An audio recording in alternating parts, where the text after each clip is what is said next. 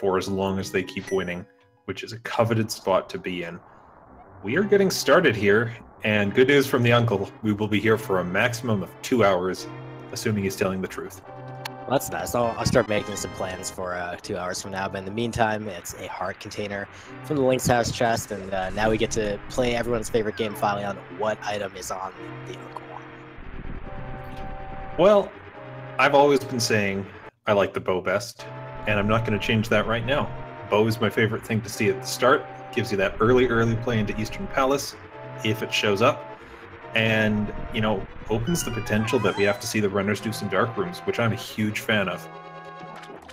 You know, I'm in a similar boat. I like the Fire Rod for similar reasons, but today we're getting neither of those. It is a Cane of Burna. Oh, baby, everyone's favorite. That's about most people's least favorite item to get, I think. Well, a nice little favor done by the seed. We do at least get a bomb pickup from that chest, but man, they're both already, as you see, they're slightly below full magic. Fortunately, I guess they won't have to farm enemies along the way here. Yeah, I mean, the reason that I think most people hate the Cane of Burna start is just because it means you are going to have a hard time finding bombs for the back of escape, trying to get to those 3 chests. When your first chest after Uncle gives you 3 bombs, now I'm not worried about that. It's still not a fun item, but at least you're not stressed. Yeah, you just want to be careful that you don't burn too much magic each activation of the Cane of Burna. Oh, nice, another single bomb drop for GanonsGoneWild. Each activation of the Cane of Burna taking 1/8 of your magic bar, so you want to make sure that you're activating it the fewest times possible.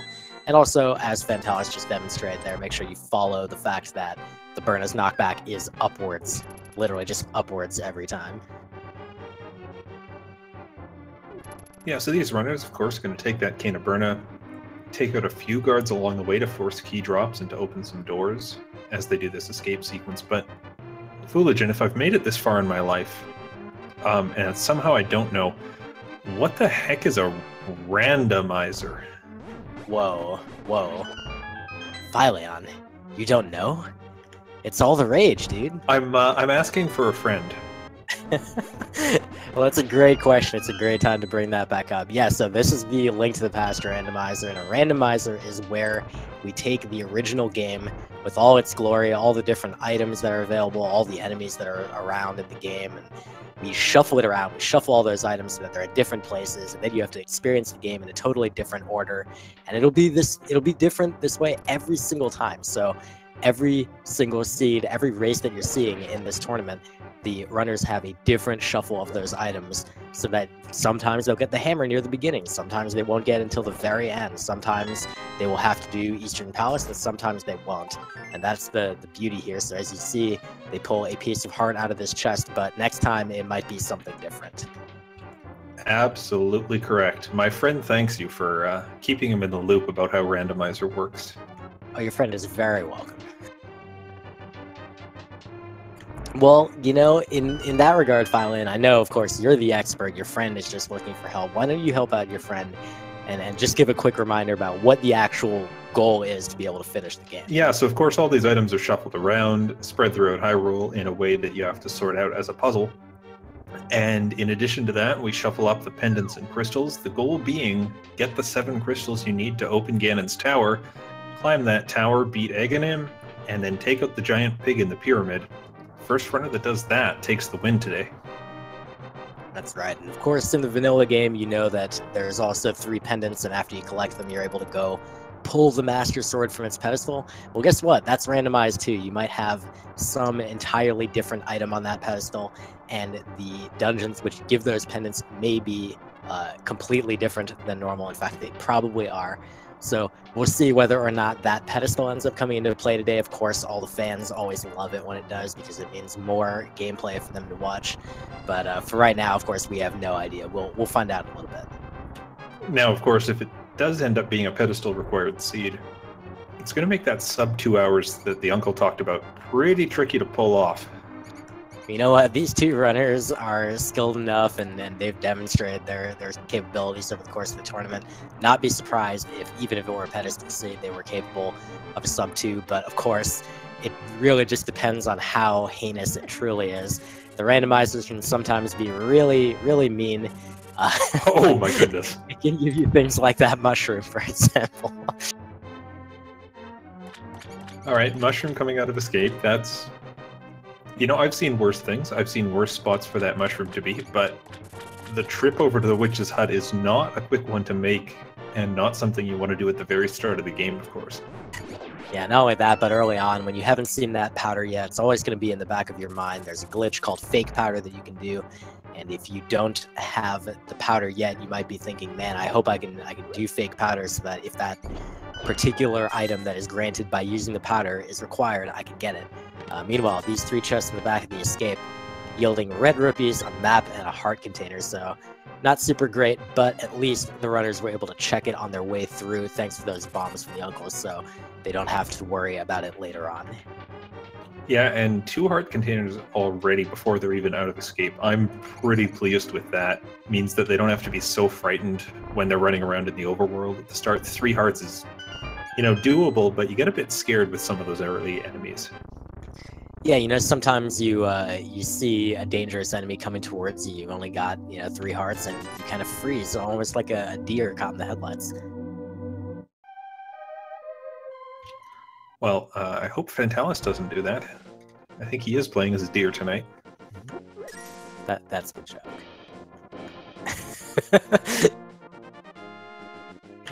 Oh man.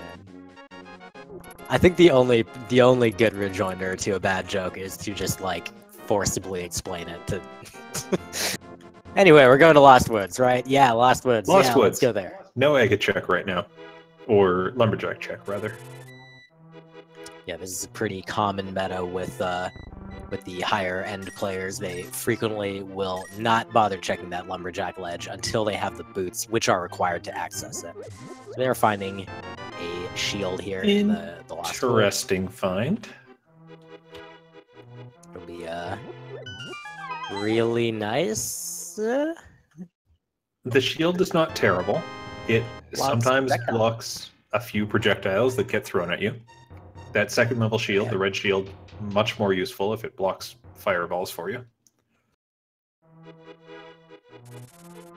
But yeah, otherwise, Lost Woods only having the 2 item checks. There's a map check. Wow, both of the 5 and 6 crystals located in the Light World on Eastern Palace and Hera. And then I believe I saw a blue pendant on Desert, or was that green? You know, I wasn't entirely sure there. Well, I'll bet tracker's updating to say it's green, though, so we can go with that. Excellent. Shoutouts to our tracker, Remiel Gaming, helping us out on that one already, so it is green.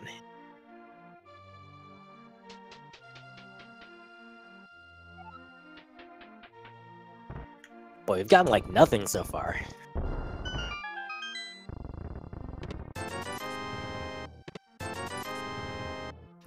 Alright, runners in great sync here, going through Blind's basement, getting rupees, rupees, rupees, and another heart container. Oh my god, this Thieves' Hut. Whew. None of these items particularly useful for either runner. I mean, I guess the bomb upgrade, just nice to potentially have more leeway later on your bomb count, but that's about it. And, you know, the rupees, you will need some number of rupees over the course of the seed.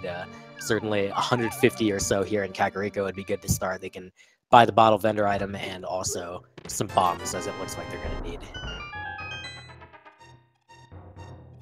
And down in the well, more rupees behind the bottom of the wall. More rupees. Oh, hey. Oh, baby. Okay, so Flute and the Silver Arrows are not rupees, finally. They are also both really nice items to have. Flute, of course, coming right here, right next to the spot where you have to go activate it. And then the bottle vendor providing a beautiful return on our investment.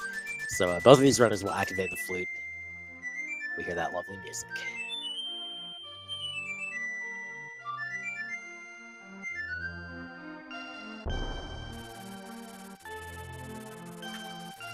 And they'll be able to traverse Hyrule much more quickly now. And of course, those silver arrows will come really in handy once they pick up that bow to be able to launch them at enemies. Unfortunately, Link is not capable of whipping out the silver arrows by hand and just jamming them into things' heads.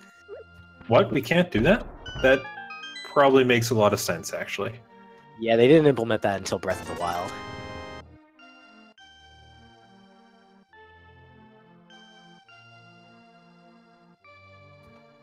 So Fluke gives, as you said, great mobility around the rest of the game. Gives us access up to Death Mountain right now, and not really anything else. So we're still, at this point, hunting for some sort of progression item, something that'll open up the world so these runners have somewhere else to go. Yeah, that Death Mountain access will be really limited since they don't have a hookshot or a mirror yet. Another red rupee in the back of Tavern, so they'll almost certainly just make the next step be to do the South Hyrule check. They'll do the dam. They'll do the mini Moldorm cave. Although we'll see, you know, lots of runners like to change it up, do some interesting stuff from time to time.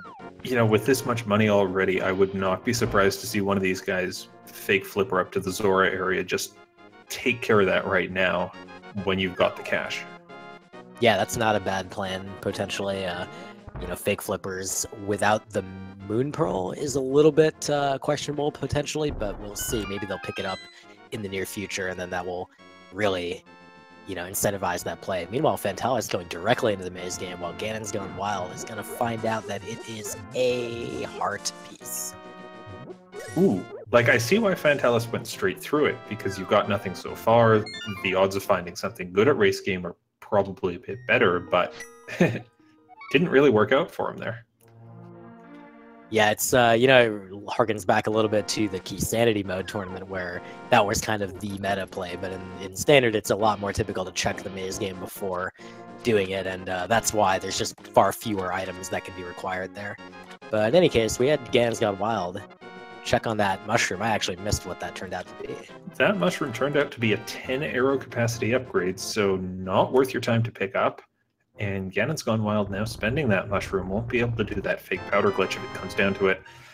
There's a lamp, which unlocks a couple of spots in dungeons, as well as that old man's cave on the mountain.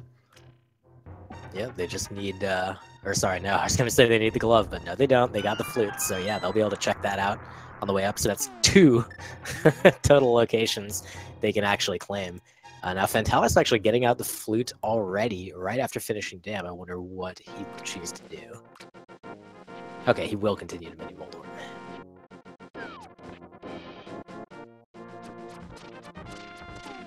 And I expect we're going to be seeing some bomb strats since they don't really have sufficient magic to take these mini Moldorms out with the Cane of Burna.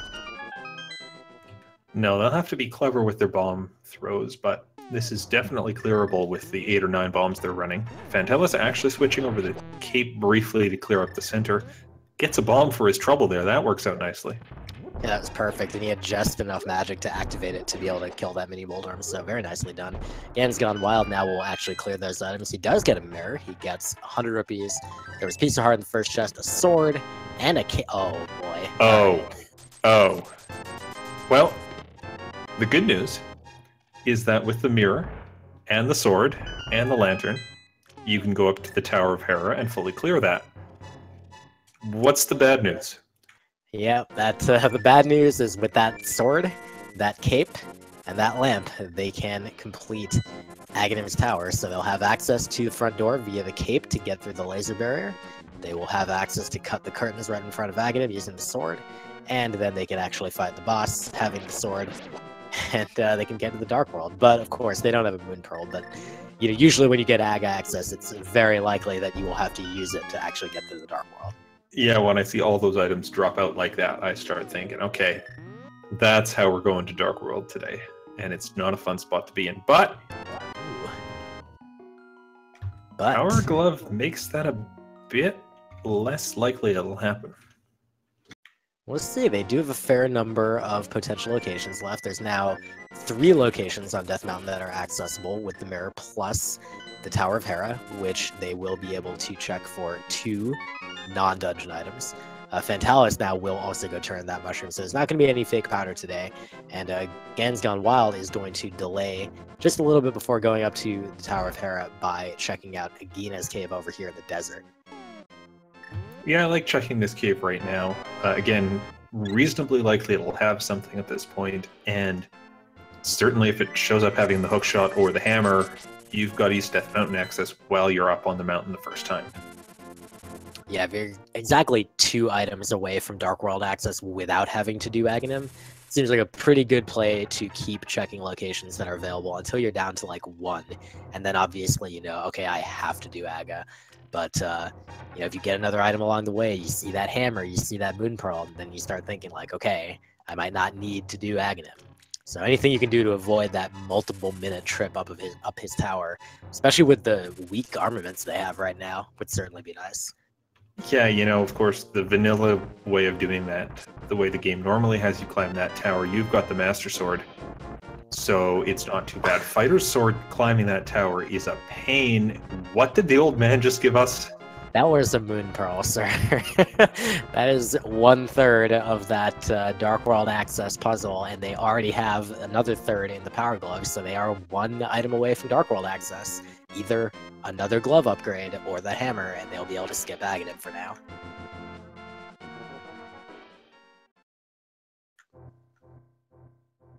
Alright, inside. Oh my god. Well. I think a lot of our fears about that cape combo were not really warranted with the mitts inside Spectacle Rock. Fantallis putting it off for now. I think he's going to clear out the tower and then drop down, get it on his way out. Yeah, this is a totally reasonable play to make, although, of course, as a viewer, it's always terrifying to watch a runner do this. Like, no, there's an item there. But as long as he remembers, all he has to do is go back afterwards, and mitts are not going to change the speed of his Hera clear, so there's not really any reason. What he can do is, after this, he can drop down, pick up the mitts, and then save and quit. It's a faster overall route. We'll see if GanonsGoneWild chooses to do the same. Looks like he's going to grab him now. Yeah. This is fine, too. It's, you know, this can be a play of just like, I don't want to forget. I don't want there to be any chance I forget, so I'll just get it out of the way right now. So good news for these runners. In the first chest of, or rather the first item location of Tower of Hera, they found that big key, so they can head straight up. They don't have to muck around in the basement just yet. Yeah, and we'll see whether there ends up being a non-dungeon item down there. Now, the runners will often use a technique during a randomizer race, and this doesn't get talked about a lot other than, you know, we mentioned that people are doing it, but we don't explain it. They can count how many items they pick up and which ones are from the dungeon, either a small key, big key, compass, or map, and which ones are not from the dungeon. And if they count properly, they know that there's a certain number of non-dungeon items that can be in the dungeon. And those are the ones that they actually care about. Then the dungeon items, they just want the bare minimum. So in this case, there's 2 non-dungeon items in Hera. Fantallis has found neither one so far, which means that Moldorm is going to have one of them, and the basement will have the other one.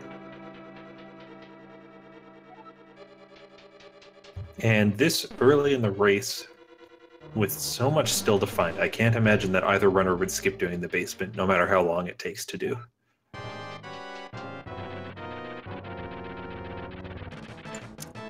You know? Of course, I say that. One of these runners may just contradict me in the next couple of minutes here. Yeah, sometimes with these, you know, with these, like, high-stakes races, you just never know what the runners are going to do. Sometimes they bring out the interesting plays, and they're just like, you know what? No, I'm going to skip that. It's, you know, it's like a minute and a half that I don't want to spend. I want to see if I can gain that advantage over my opponent. And if you're right, it saves you a ton of time and really helps set you apart from your opponent. If you're wrong, you just lose the race.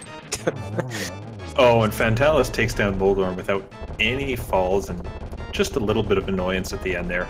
You need 6 hits with the Fighter's Sword, whether it spins or slashes. And he opted for a lot of spins using a really large hitbox on that spin. Cleaned it out really nicely. Yeah, it's a pretty good way to deal with Moldorm. The spin, charging a spin and holding out in front of you also kind of just gives you a lot of protection. When something hits you, you'll tink off of it. So that gives you a lot of safety against Moldorm, and also prevents you from falling off the edge for a little bit. Mostly, as long as you don't release the spin. But yeah, Fantallis will be going down back into the basement. He'll sit through this coffee break in the tower room and, you know, have a nice think about what the seed has got in store for him, and he'll pick up an item.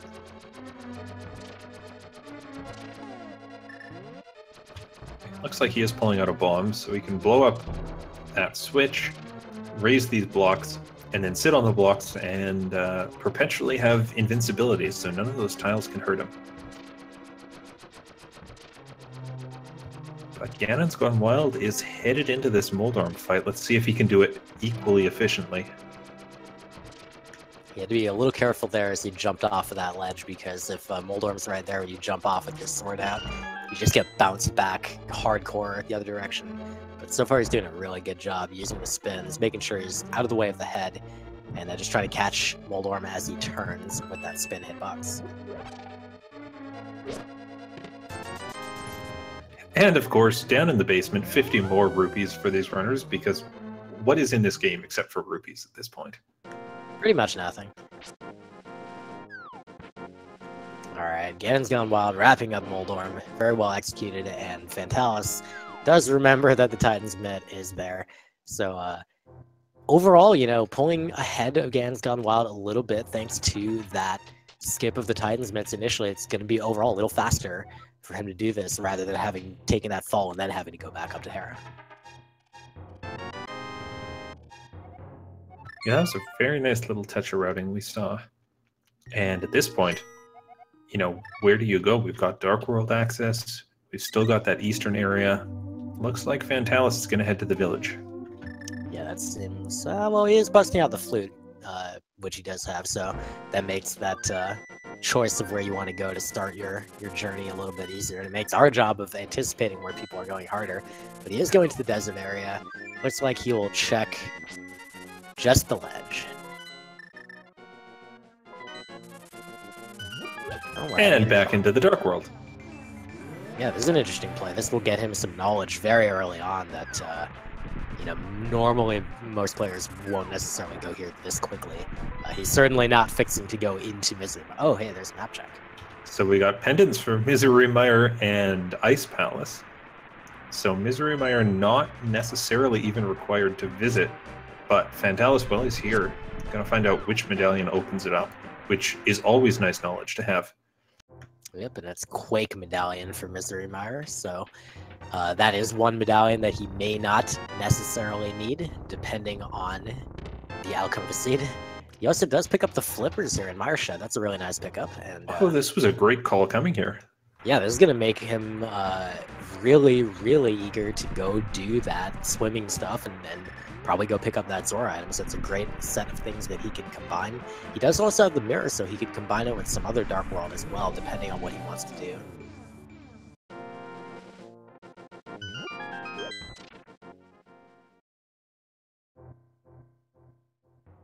And Checkerboard Cave, just a red boomerang, not going to get picked up here. GanonsGoneWild also heading into the Dark World, checking the map, finding out that same stuff. And he's headed down into the village. Alright, so we know Thieves Town is a crystal, so he may just do it. He's got a sword. He will be able to complete the dungeon. Actually, I mean, with the Cane of Burna, they actually could have completed the dungeon, but additionally, the sword makes it slightly nicer. Fantallis getting his Agina's Cave check in there as well, and he's going to walk out, so he'll be fluting away from here to somewhere else. Or maybe even dipping into desert. He has the option here with the flute and the mirror.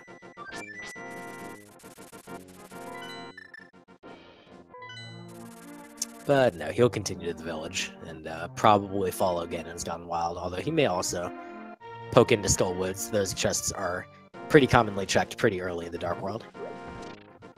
Yeah, potential 2 items you can find in that dungeon, and the Fire Rod can come up so late in the game that often it's not worth your time to wait until you have the Fire Rod to check that. But Fantallis also heading into the village right now. The chat favorite single arrow popping up in the brewery for GanonsGoneWild.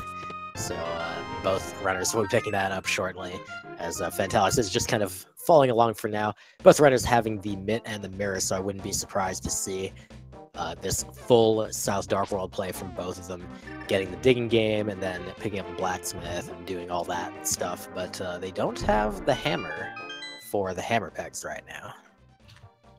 Yeah, it's interesting at first sight to see both runners, or at least GanonsGoneWild, skipping out on doing a crystal dungeon that he can fully complete, that being Thieves' Town. But on the other hand, you know, yes, you could go through it right now. It's going to be a lot faster if you can come back with more health or a better sword or just anything that doesn't require you to be so careful as you go through it. They're kind of under-geared for it right now. Yeah, exactly. Boots would be really nice too, just to make the dungeon as a whole a lot faster. But even a Master Sword would be plenty. But Fantallis will go ahead and dip in there. GanonsGoneWild will continue this overworld trip, but he's not doing the Blacksmith's play. He is picking up the bug net.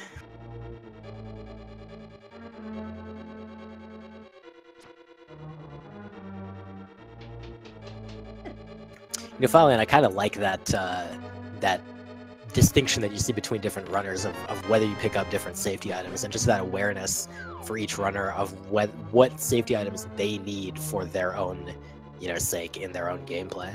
I mean, it's possible GanonsGoneWild picked up that bug net for the safety. It's also possible he picked it up so that he could use it on Aghanim too, just to show off some swag strats. Like, it's also possible he's picking it up just to fake me out on that. I try to assume good faith before I assume memes, you know.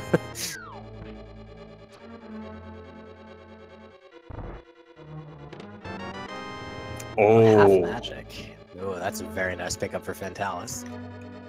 You know, GanonsGoneWild is going to end up getting that at some point, probably sooner rather than later. Nice, he got bombs just after he spent his last bomb. Oh, wow. Oh, okay. All right.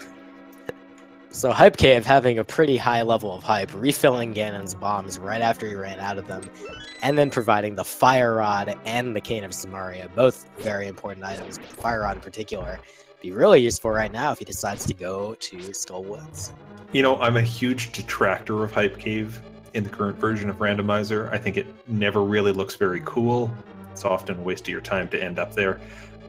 Today, I was shown to be wrong. I'm okay with that when that happens. It has its moments. Every once in a while, you'll see that Hype Cave that just has 2 or 3 or even 4 very important items. So that's always fun to see. And GanonsGoneWild certainly not going to be complaining. He's doing a quick map double check, so he might not have been 100% sure. And he is actually looking like he's going to dip back towards Thieves' Town, most likely. Yeah, now, if he goes into Thieves' Town, he's going to get that half magic. And half magic, it turns out, makes Mothula a very attractive fight at the back of Skull Woods. Takes 8 hits with the Fire Rod, but when you have half magic, that's enough to take him down and still have a lot to spare. We might see a fairly early Skull Woods play just based on that. Yeah, and even just doing that back section of Skull Woods normally requires a fixed number of Fire Rod shots to light all the various torches and stuff, at least if you're doing it quickly. But there's also magic refills in there, small ones, and when you have half magic, the effect of those small magic refills is doubled, so it even makes you get to the boss with more of your max magic bar, and just makes it slightly nicer in that way as well. Yeah, that's completely right. I can't wait for the Skull Woods fight here. Fantallis has made his way through most of this dungeon, and aside from that half magic, hasn't found anything interesting. There is one last room he has to skip here. Yeah, I didn't properly count his items on my part, so I didn't see if he's got all the dungeon items yet, or if there's possibility of there being one, excuse me, in that big chest, which he had to orphan because he does not have the hammer to access it. And we'll also see if Blind himself has an item, as Fantallis is hopefully going to deploy a very effective strat where you simply make sure that you poke him with the sword as quickly as you can, and then you will be able to get effectively a completely scripted fight. Unfortunately, it goes slightly off script here, but with 4.5 hearts left, hopefully he'll be able to... Oh boy. Okay, if things get too terrible, he can swap to burn it, but he doesn't need to here. He's got that hit off. He does collect a piece of heart from Blind and his second crystal, but as to whether or not there's an item in that big chest, not 100% sure. Fantallis knows, but hopefully, if there is, I guess both runners are going to be affected by it equally because neither of them has the hammer yet.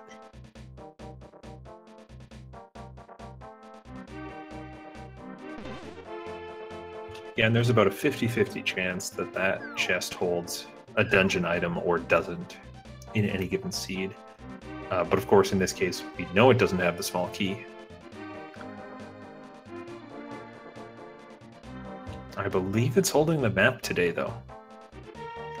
Yeah, that's what we're getting from chat as well. Sounds like that's the case. So that would certainly be good for both Fantallis and GanonsGoneWild if that's the case. And we'll be able to get a good check as we follow GanonsGoneWild through the dungeon. Fantallis, meanwhile, is going to traverse the same path that Ganons just took, and it looks like he will also bring... well, I was going to say bring the blacksmith along with him, but he won't do that most likely because he has the mirror, so he'll just take him directly back home.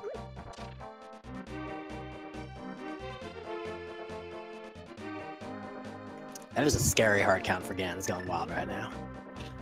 Yeah, I mean, if he knows his dungeon pickups properly, there are 2 guaranteed hearts ender pots in the cell room, as well as 1 right before the boss, which should be enough to get him through. But he'll be relying on that knowledge, and this is where, you know, having that knowledge, knowing the game inside out, really can turn the tide of a dungeon for you. Yeah, just has to be careful. Well, just has to get a fairy drop. You know, sometimes you just kill an enemy, get a fairy, and everything's great. Now, despite having the mitt and the mirror, Fantallis is actually taking his blacksmith for a bit of a walk. So he is going to go to the north here. Not going to go into Skull Woods yet, but he will check what's on the Bumper Cave ledge. That location requires the cape to access, which they do both have.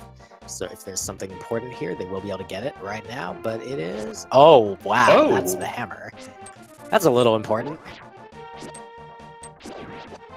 I hope Fantallis isn't trying to go in there. And not just because the blacksmith won't let him go through, but more importantly, even with the cape, or even without the blacksmith. Oh, they do have the cape. Silly me. Yeah, it's there. Yeah, of course. Because they almost had it for ag access. But yeah, that blacksmith, unfortunately, he's not a fan of certain dark places. Hype Cave, he doesn't mind going in. Bumper Cave, not so much. In general, I think the rule is any cave that just has 1 door on it, he'll happily follow you into. But if you can go in that cave and come out somewhere else, he gets scared and he won't go with you. Poor guy. Must be tough to be afraid of the dark. Fantallis slashing the blacksmith. He's not very happy about getting forced to backtrack like that. But fortunately, he did leave his portal there. So, but he doesn't... I think he's just forgetting he has the portal, perhaps. Yeah, I mean, this is such an obscure circumstance that you almost never get to do a route like this, so he probably just didn't think about, oh, I left my portal there, I can go back and take that same portal. And also, the time difference isn't even that great, so it's not a huge deal. Yeah. But he is going back to pick that hammer. I definitely call this an obscure circumstance, to the effect that I don't think I've ever actually seen that happen. Yeah, I can't think of, like, ever having had to do anything like this myself. GanonsGoneWild, though, is taking that fire rod like we hoped, and he's headed straight to Skull Woods. First chest he opens gives him an arrow capacity upgrade, so that's one of his 2 items.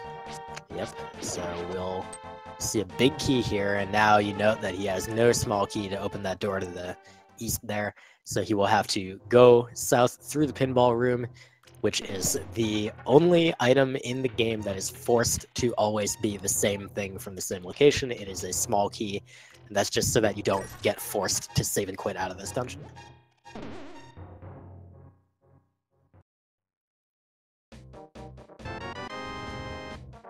There's that hammer for Fantallis, so really good pickup for him. GanonsGoneWild will be getting it pretty much right after Skull Woods, so there's not really much concern about that. He will definitely loop that in.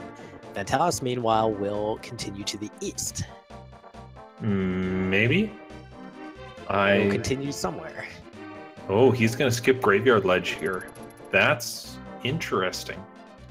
I wonder if he'll pick up the purple chest? Well, while we figure out what exactly he's playing, GanonsGoneWild takes an intentional death, but unfortunately an unintentional reset location. He probably kind of forgot the fact that he had dropped in and then hadn't walked out a door since then. But he did pick up the big chest, which contained the second non-dungeon item of this dungeon. So it was an arrow capacity upgrade and a bomb capacity upgrade. So the good news is he can go straight to the back and take on the boss now if he wants to.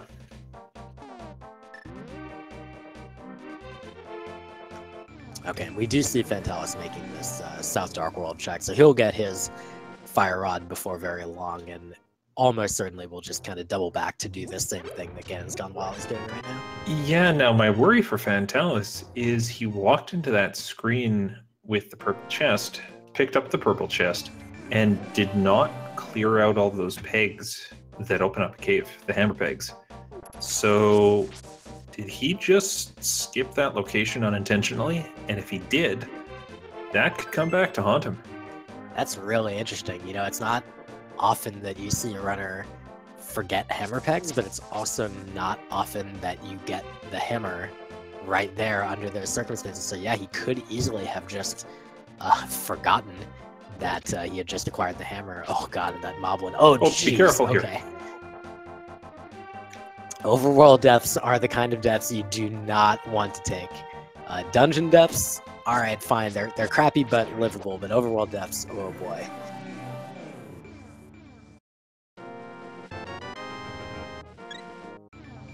Well, he gets to heal a bit from trading in that purple chest. Yep, and now he is heading back for Hype Cave while GanonsGoneWild is even opting to use the lamp to light these couple torches. And he's got a blue potion lying around, and did Fantallis just take an overworld death? He did. I seem to remember someone telling me very recently those are not the kinds of deaths you want to be taking. Yeah, I've heard that. Oh boy. Well, whoever said that is pretty wise, because it's definitely true. Oh, and he Fantallis is not... Oh man. Kicked out of the Dark World. He's just gonna skip out on Hype Cave for the time being. I mean, I can't imagine this will last that long, but you don't want to see a runner get put off of, you know, some like an important item like that, really at all, let alone, you know, for at this point when it seems like probably a pretty important item. Yeah, the good news is the Fire Rod did not unlock anything in Skull Woods other than this crystal GanonsGoneWild is getting. Speaking of which, 8 Fire Rod shots, plenty of magic to spare, takes down Mothula for a second crystal already. Yep, great use of the Fire Rod there in conjunction with you know, a few slashes just to get Mothula out of his face, but overall great play. He is going to wrap up that crystal and head on to where? If he, oh boy, if he doesn't check Bumper Cave. Oh. It does look like he's walking back towards that portal, so it all might work out for him. But he won't be able to get in from the north without the hammer. Oh, yeah, and he realizes that and takes the left path instead. That's kind of a weird... Usually you get annoyed because you only have the hammer and you have to go around from the bottom up the left side, but this time he's being forced around for the opposite reason, which is kind of funny. Yeah, so Fantallis now in Hype Cave, gonna pick up his Fire Rod, gonna pick up his Cane of Samaria. GanonsGoneWild's back in the Dark World. We did see Fantallis hop in the water and swim under the bridge to the hobo. I believe he got a single rupee for all that effort. Yeah, and it's, you gotta feel bad for the hobo with you know, that was probably his life savings or something, like, whew. Alright, GanonsGoneWild is making the play towards Bumper Cave, so you'll see and immediately claim that hammer. He does not have a blacksmith in tow to force him away. But yeah, he does the quick double take. Normally people are expecting to just walk away from Bumper Cave, but in this case he's like, oh, I want that.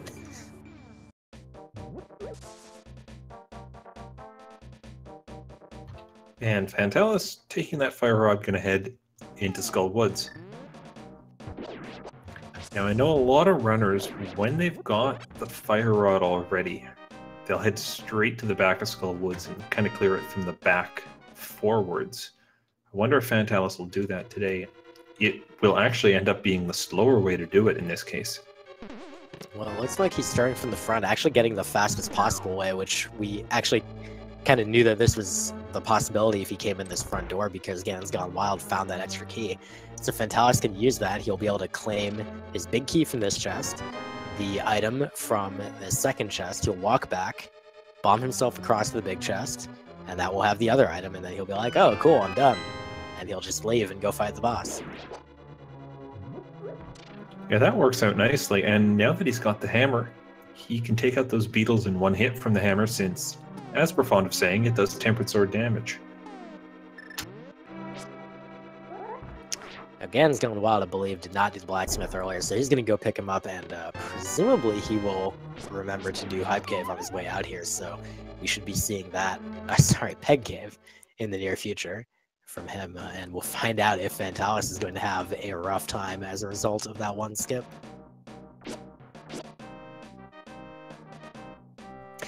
You know, Fileman, it is possible he intentionally skipped it because of not having the boots and just saying, there's not that high a chance of this one specific spot having an item, and God, it's so slow to knock these pegs down. And you know what? That's fine. That's a completely defensible action. I just hope the boots don't show up in this or he'll be waiting forever. It is a second shield. Well, it is that second shield that you said is a lot nicer than the first one, but not nice enough to really make us worry about Fantallis. No.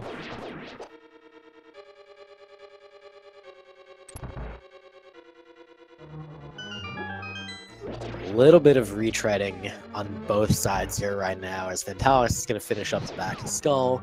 GanonsGoneWild is going to finish up this blacksmith and chest quest chain, such as it is, and then I believe GanonsGoneWild is going to come out of this very slightly ahead, and so we're going to see what he opts to do, as he's kind of got the ball in his court right now. Yeah, location-wise, at least in this area of the world, he's definitely ahead. Fantallis does have that leg up in that he's got the flippers because he's gone down into Mire area already. Oh my gosh, I totally forgot about that. You are correct, sir. Oh, and this is fun. Fantallis not using the fire rod right now. Down to 1 heart, has to be very careful. But he's going for hammer strats, which is just 4 hits. Yeah, as long as the hits don't get eaten by the spikes. Mathiel gets reflected of his spikes for whatever reason, the damage gets nullified, but he manages to dispatch him very quickly, so great fight by him. Didn't opt for the safer, more more typical method of just burning him to death with the fire rod. And of course, as it always goes, as soon as you drink that potion that would give you the health to survive a hit from the boss, you don't get hit anymore. Funny how that works.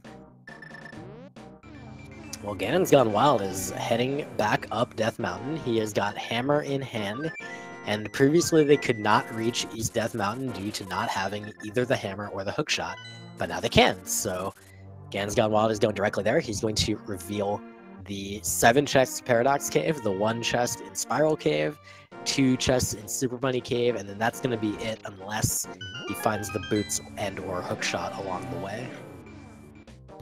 Yeah, nothing from Hookshot Cave is accessible right now. He is also going to get that other important bit of information. Which medallion does he need to open Turtle Rock? That's true. We actually have none of them so far, which is somewhat unusual. Usually get at least 1 kind of early-ish, but we have seen none yet. Fantallis actually is doubling back to do hammer peg, so it was in the back of his mind. He probably was thinking about those boots, but didn't find him, so he says, okay, I can't just orphan this right now, so I'm going to check in. He'll get his shield, and he'll be really happy. Yeah.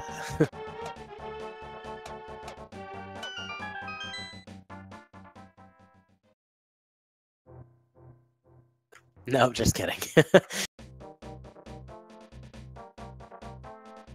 I've wasted enough time here. I don't want to waste more time picking up that shield.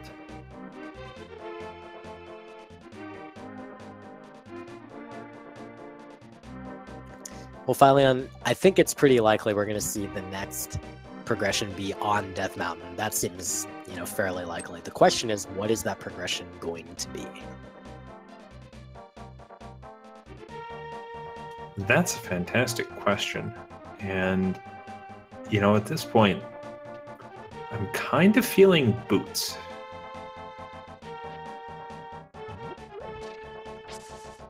I like it. I'd certainly love to see some boots. I've been going slow this whole time. It would certainly be nice to go fast. Now it's... I think he's hookshot, personally. Yeah, that would work too. It would certainly open up Hookshot Cave entirely right now, which is something you always want to see while you're on the mountain.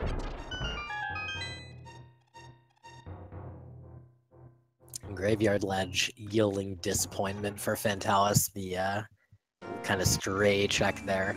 Bombos, our first medallion for GanonsGoneWild and Paradox Cave, but that's actually the only like useful progression item he's seen here. Otherwise, it's been a little bit dry. Maybe the Dark World will have something. Well, and unless Bombos is required to open Turtle Rock, it doesn't even do anything for us at this point. Yep. We already had Fire Rod to be able to access Ice Palace. Oh boy. On that note, Ice Palace is open to Fantallis because he got those flippers, and GanonsGoneWild could fake flipper a minor glitch to that location, but I don't think either runner wants to do that at this point. In a 4-2 race, let's fake flipper to Pendant Ice Palace. That seems like a wise play. Alright, we're having a catfish check for Fantallis. We're having the... Oh, it is Bombos for Turtle Rock. There you go. Catfish, just a hard container, but Fantallis will be able to check these flippers' locations, so we'll see. Good chance this has the next progression as well. Yeah, I like how he's been able to kind of loop all these things in at once. There's the boots, at least, coming out of Waterfall Cave. That is a great find for Fantallis. He can go fast, and also there's a decent chance of finding more progression via either the two boots lock locations or even possibly Desert Palace. Yeah, now that we have the boots, all of Desert Palace is open to us, including finishing up the dungeon, getting that green pendant, trading it into Sahasrahla. Worth noting that because this seat's been so open for these runners, neither one has visited Sahasrahla and gotten those 3 items from his backyard or back closet anyways. Yeah, it's really uncommon to see 47 minutes in nobody's touched Sahasrahla, but, you know, when you're following what the seed's giving you, sometimes you don't need to do that. Fantallis does save and quit directly to Sanctuary, so he will check the King's Tomb and the Bonk Rocks immediately. GanonsGoneWild doing the Dance of the Lionels, making sure that he does not get completely bodied here. And his goal appears to be Spike Cave because, sadly, he wasn't able to do much else on Dark Death Mountain. Yeah, I'm very disappointed in just how little these runners really got. There's an argument to be made for going a bit into Turtle Rock because it often pays off, but at the same time, when the rest of the game is still open to you, I don't think you want to be spending several minutes diving through Turtle Rock with Fighter's Sword in the hopes of finding an item. Yeah, that's a very brave play to try to make at this point. It might be the play that you should make, but boy, it would just take a lot of guts to do it. Fantallis, meanwhile, picking up a Master Sword from Bonk Rocks. So we know that it's not necessary to defeat Aga, but we have extra access to him if you know, needed at some point. And Fantallis will be checking that Lumberjack ledge. We never checked this, did we? We did not.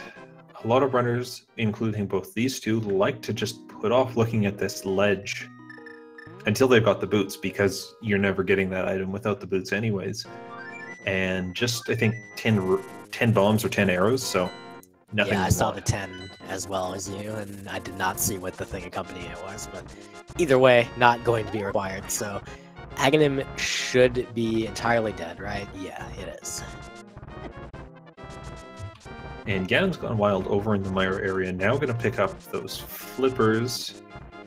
Can't head into the Dungeon of Mire, of course, but we might see him do Desert Palace.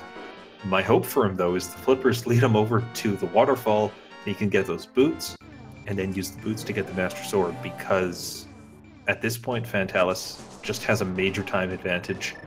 Anywhere he goes, he's taking out enemies so much faster. Yeah, and as long as they're not engaging in combat with that fighter sword, it's not too bad. But as soon as GanonsGoneWild starts spending some time on things with the fighter sword, he's just kind of losing time to that. He does check that desert ledge out. At his current count of 4 bombs, actually, I might even think about picking up that 3-bomb pickup, but he says, now I'll get more elsewhere.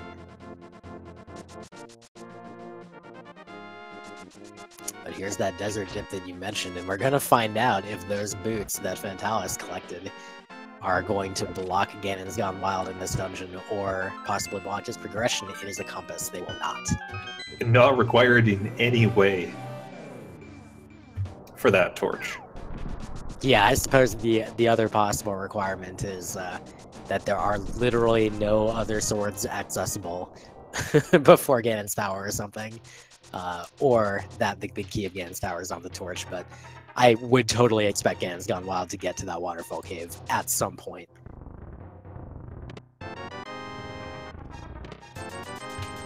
Now, interestingly, Fantallis doing a Super Bunny Cave in the Dark World before he does the Paradox Cave in the Light World. At this point, he's already opened the Dark World portal and found out it's a Bombos Medallion entrance. We may make it even less likely for him to go into the dungeon. Yeah, we'll see when he picks up that Bombos pretty soon from Paradox Cave in the Light World. Meanwhile, he does get to check this one chest in Hookshot Cave, and it does not prove to be a ruinous one for GanonsGoneWild, as it has just a piece of heart.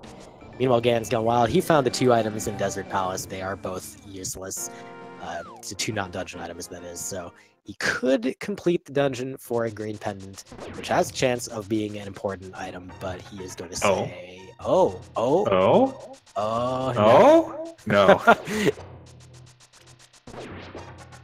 He's kind of thinking. He's at a loss right now. He did just get those flippers, but yeah, those did just jump back into his memory, and he's going to go use them. What will he use them for?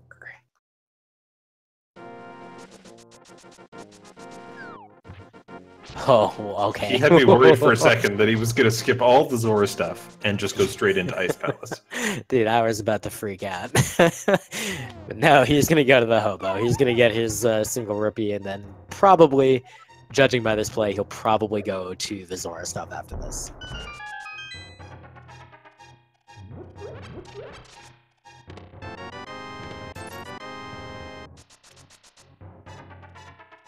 Wow, so we're just seeing kind of nothing new coming for these runners at this point. Yeah, and the only items they're missing for Go Mode, across the 2 of them, given both of their combined knowledge, are the bow and the ice rod and the hookshot. That's it.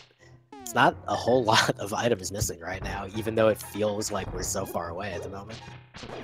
You know, the challenge is, you know, those items, so many places they could be hiding at this point. Yeah, the bow is a little bit more restrictive because of you can't finish Eastern Pod, but then again, it's also not necessarily, because you can do a lot of those without it. The hookshot's in a similar position. GanonsGoneWild stepping up a bit too far, accidentally triggers that text box and gets a nasty message from the fairy because his bottles are filled. I'm sure he's excited to have those boots now, as he will continue into Zora's domain. He will find, if I recall correctly, a whole lot of nothing. That's about right. You know, the more I think about it, the weirdness of the situation these runners have right now is, you know, they can go into Eastern and Pod, but they can't complete it without the bow. They can go into Swamp Palace, but they can't complete it without the hookshot. They can go into Turtle Rock, but they can't complete it without the ice rod. So that's 4 dungeons that their 3 remaining items are just completely locking them from finishing, but not preventing them from potentially wasting a ton of time. Yeah, this is where you find out if a given runner, like how experienced they are in dealing with seeds that have such kind of unusual timing of opening things up. Because of the fact that they were lured away from Sahaswala and Eastern for so long, it kind of seems like both of them are forgetting about it. Like Fantallis coming to do Green Pendant Desert and GanonsGoneWild a minute ago, rather than just going and checking out Sahaswala for 3 free chests, and then seeing Pod, and then seeing Eastern. Like, yeah, you don't have to double dip them if you manage to avoid them until you get the bow, but holy crap, there's so many chests there.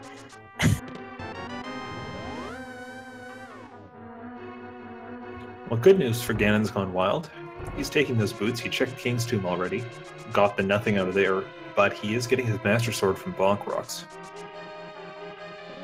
Yeah, and he managed not to burn a whole lot of time doing anything without it. So, honestly, at this point, you know, I feel like that Pod and Eastern play is really the play, but also, why not try Turtle Rock if you're feeling brave? Like, just go to Turtle Rock, see what it is.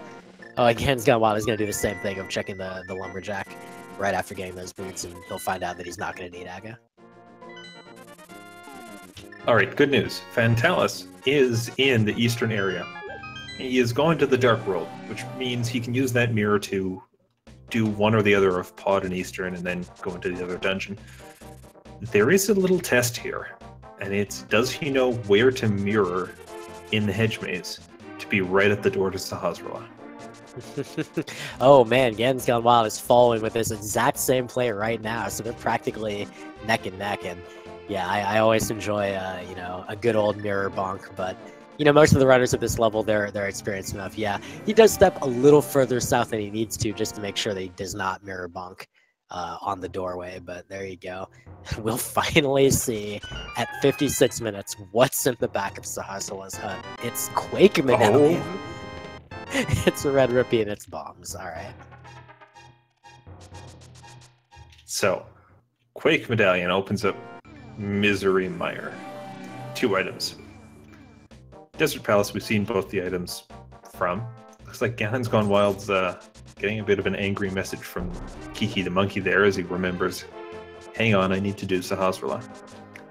Yeah, the other quick gotcha there is as they come back into the Dark World, the iframes from having just mirrored will actually prevent you from picking up Kiki, so we'll see if he notices that as he goes through, because otherwise he'll just walk out without the monkey following him. Now we've also got Ice Palace fully completable, and that's kind of a terrible position to be in where, sure, you can clear out different dungeons, but none of them are your crystal dungeons. This could, if Eastern and Pod don't work out, come down to, you know, which of the runners has a better gut feeling about where they should be. Well, it's always interesting to see when you get to those situations what the gut feeling ends up being, how the runners, you know, process the information they have available. But here we're seeing that Pod is not bow locked. There was a key in the first chest. There's a key on the bridge. There must be 4 minimum total keys in these front 6 chests of the dungeon. And of course, only 4 of those chests are available to the runners. So he'll go ahead. Fantallis will check out the big key chest. If it is another key, then the back of Pod is totally in logic. If it's not, this drop-down chest can still be one. Otherwise, I don't know, we might see a potion glitch. Fantallis, unfortunately, has used his blue potion that he was given earlier. GanonsGoneWild didn't. And so if he wants to potion glitch to the right side, he's free to do that. I believe, is that 4 small keys from the front half of Pod? 1, 2, 3, 4. Yeah. Where is it? One on the left, yeah, correct. One on the bridge, one up top. Yeah, they opened 2 doors. I was forgetting the second door that they opened, but yes, you're correct. So there are 4 keys there. Now, that doesn't necessarily mean there are only 4 keys in the front half. There could be another key on the bow side. Fantallis will find out as he goes through the back here. And we'll also see whether he decides to try a hammer jump as a way of saving a key.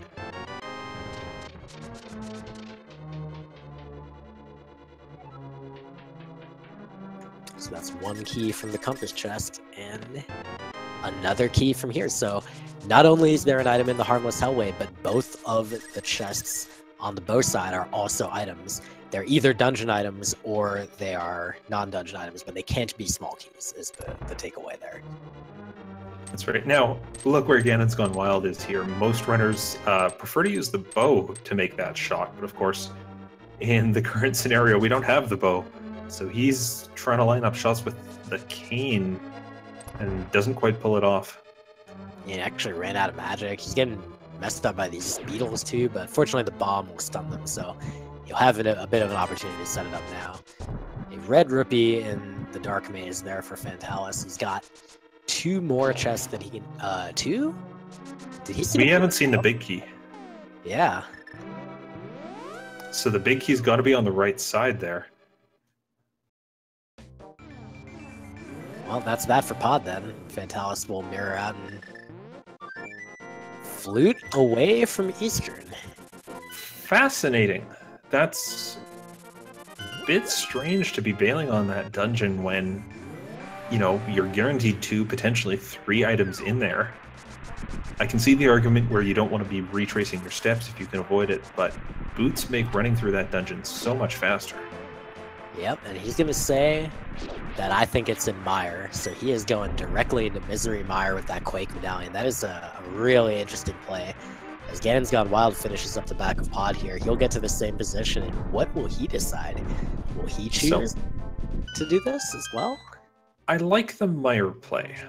The reason for that is, this might just be perception bias, but there's some theory that if all your stuff to get you into Mire shows up logically really early in the play, then that tends to point to Mire having something. I actually read that in a guide that was written by a guy named Fantallis, I'm realizing. So he may be doubling down on his own theories here. And yes, it was almost an hour before we saw Quake, but Quake was accessible right at the start of this race for these runners. Based on that, Fantallis has probably made his call of, I bet Mire's hiding something. That's a really interesting bit of logic on his part. I can't wait to see how it plays out, as Ganon's Gone Wild is making the more, expected Eastern play, and he collects a heart container to start. Fantallis will pick up the bridge chest momentarily, and he starts with a small key.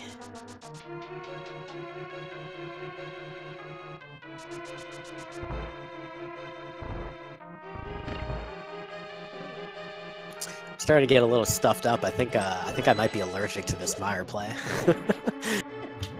I'm just allergic to the seed not letting them complete crystal dungeons.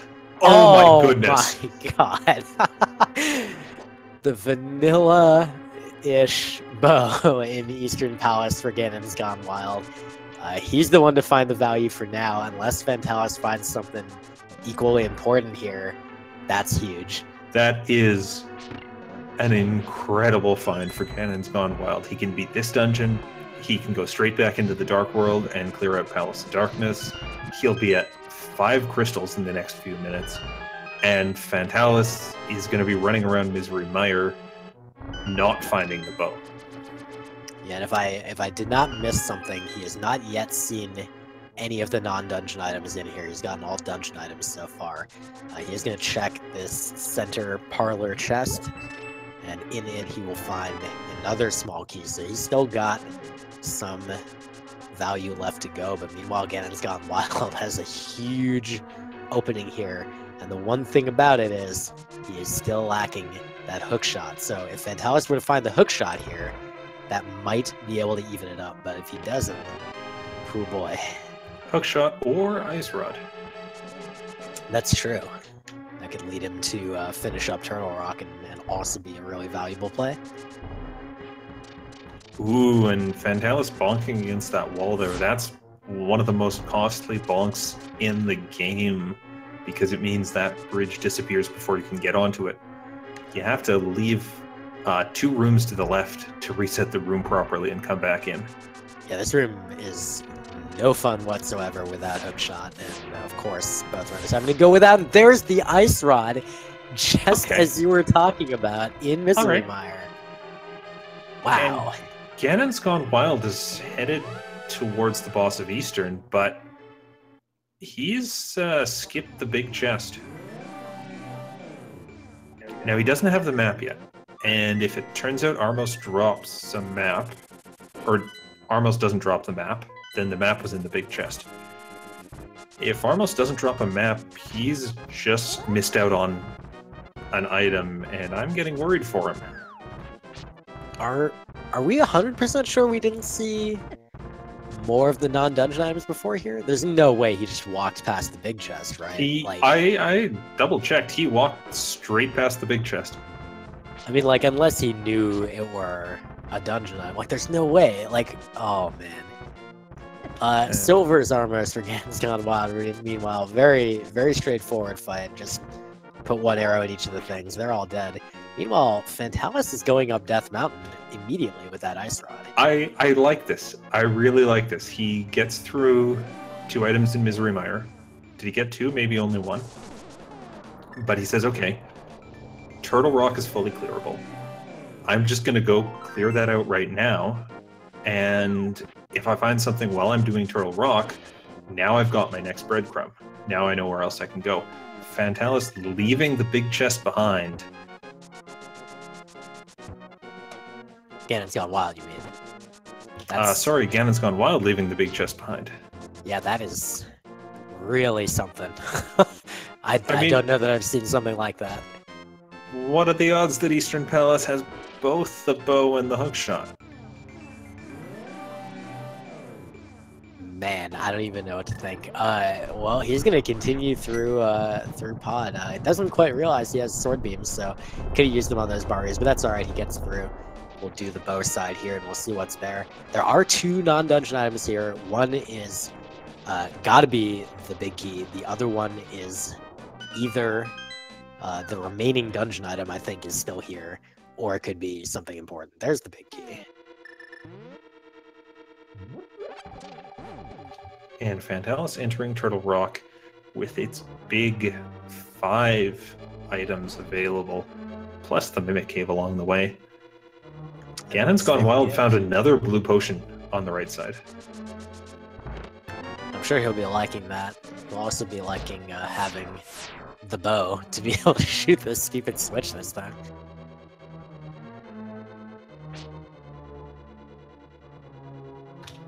And he's going to take that big key over to the big chest before he finishes up the dungeon. We'll see if he's capable of hammer yumping here. He can just... Oh, he hasn't done all... Has he done the Dark Maze? He has, but yeah, it looks like he opted out of the hammer jump there.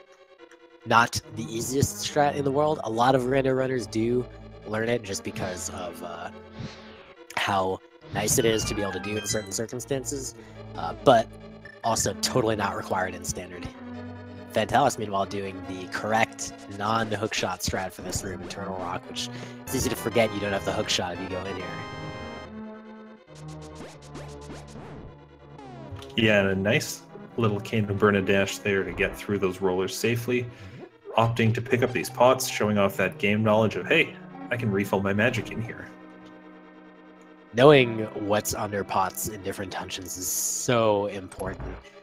Just as an example, if you die on Blind in Thieves Town in a randomizer, which will happen to everybody at some point in their randomizer career, you can know that there's like 2 or 3 hearts on the way back that are just available. So really nice demonstration by Fantallis of that. And his Chain Chomp chest has a compass. So he got 2 small keys and he got the big key in the front part of the dungeon, but unfortunately didn't get this set up for a God Turtle Rock. And unfortunately, even if he did, wouldn't be able to take advantage because of, oh goodness, Fantallis.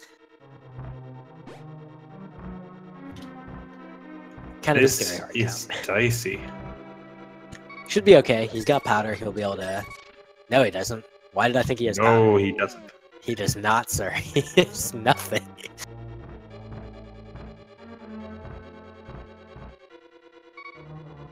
Now he's got to be very careful up here. We're going to see him fire rod the pokey, I expect. But, you know, one single shot from the laser eye above the door, or from these Stalfos heads, or the anti-fairies, all of those would take him out at this point. Oh, very nice dodge at the bottom. Yep, and he made sure to face up as he got to that door to make sure he's not early in triggering that eyeball to shoot its laser, so he's able to get through the door. Just a 5 rupee pickup on the vanilla big key chest location, so he's going to move on with 1.5 hearts still. rocking the green mail.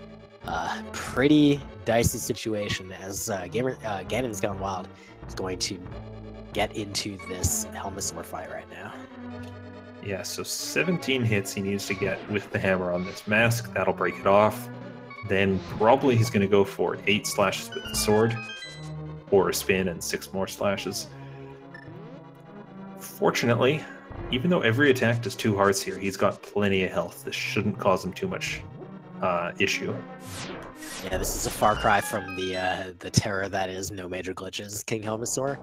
And he goes for the silver arrow strats, but unfortunately Helma trolls him a little bit, but he is able to get to the new position and put an arrow in the gem, and that is sufficient to defeat the King Helmasaur, as Fantallis has survived long enough to get to an exit, so he will be fine, as he'll be able to, if he really wants, he can take an intentional death warp right inside the next room and get a bit of health refill.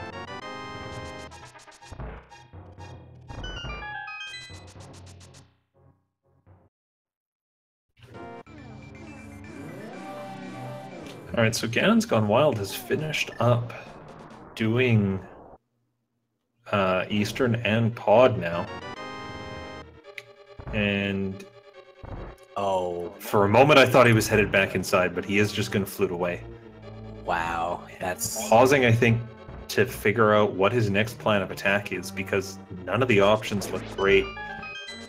Oh no, is he headed to Turtle Rock? Yeah, this option looks the worst. It's going to Turtle Rock with no Ice Rod. That's not it's not going to work out super well for him. I can't get through here without the hook shot, though I completely understand the muscle memory when you're saying, I'm going to Turtle Rock. You just head east and pull out that hook shot anyways. Yeah, that's another one of those things that everybody's done at some point right now. It's just, oh yeah, no, I'm going this way because I'm going to Turtle Rock. Why don't I have the hook shot? Oh, Fantallis getting a bit lost in the dark room maze in Turtle Rock, but he manages to stop off, grab some more magic, and use that Cane of Burna to not take any damage as he goes through. He'll have plenty for the laser bridge. Yeah, again, coming back to that game knowledge, he knew that full magic pot was there, so he knew it was alright to just burn a whole bunch of magic with the Cane of Burna, and I'm sure he'll be doing that here on this bridge. Oh no, he's gonna go ahead and bust out the dash laser skips. These are pretty consistent and safe, but of course if you have the Cane of Burna, one might think you would use it, but he's fine. And so far has gotten nothing here. Nothing except some fabulous dashes at just the right times and positions.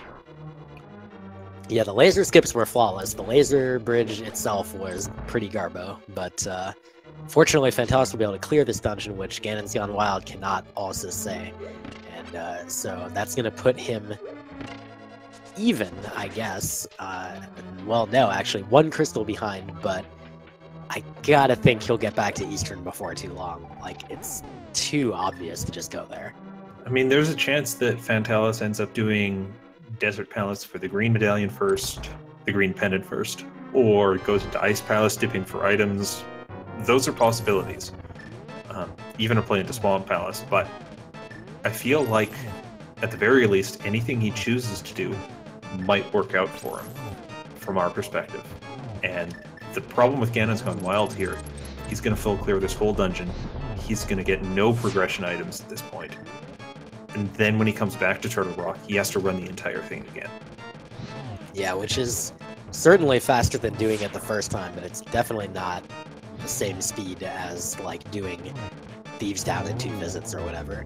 So this is going to be pretty rough for GanonsGoneWild, but it really depends on whether Fantallis gets lured in by some of those other crystals.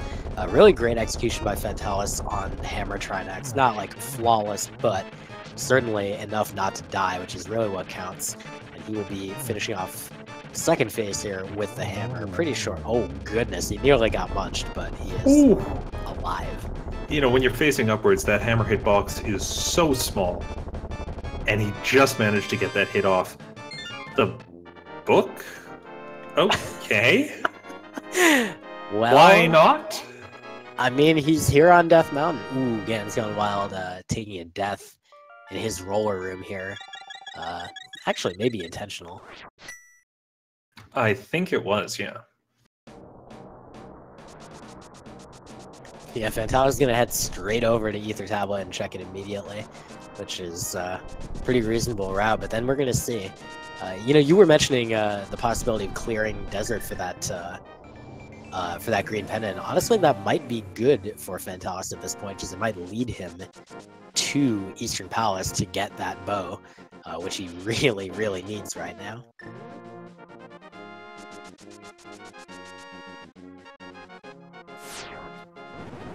And Ether Tablet unlocked by the book and the Master Sword gives $20 for your trouble. Ooh, Ganon's Gone Wild taking a death in the Chomp Room. That one not intentional and not a fun place to be. I think those Chomps do 4 hearts of damage when you're on green mail. Yeah, it's not fun in NMG nor in Randomizer. It's pretty awful. Now we're gonna see what's on Spike Cave. Have we seen this from Ganon's Gone Wild? Yes. I can't tell you what it was, which means it wasn't very good. Probably not. It never seems to be until it is. Oh yeah, it's 300 rupees. Yay.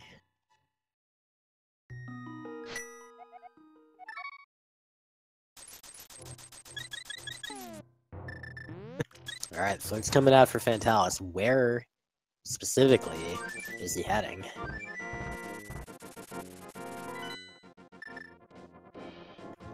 Number 3. Oh, okay, of course. This makes a ton of sense right now. Yep. Given what he knows so far, he knows the bow is an option on the pedestal. He knows the hookshot is an option on the pedestal. Although that one's kind of an outside chance because Ice Palace has a high chance of beating it. But might as well get this knowledge out of the way. Just make sure the seed isn't as troll as you think it might be.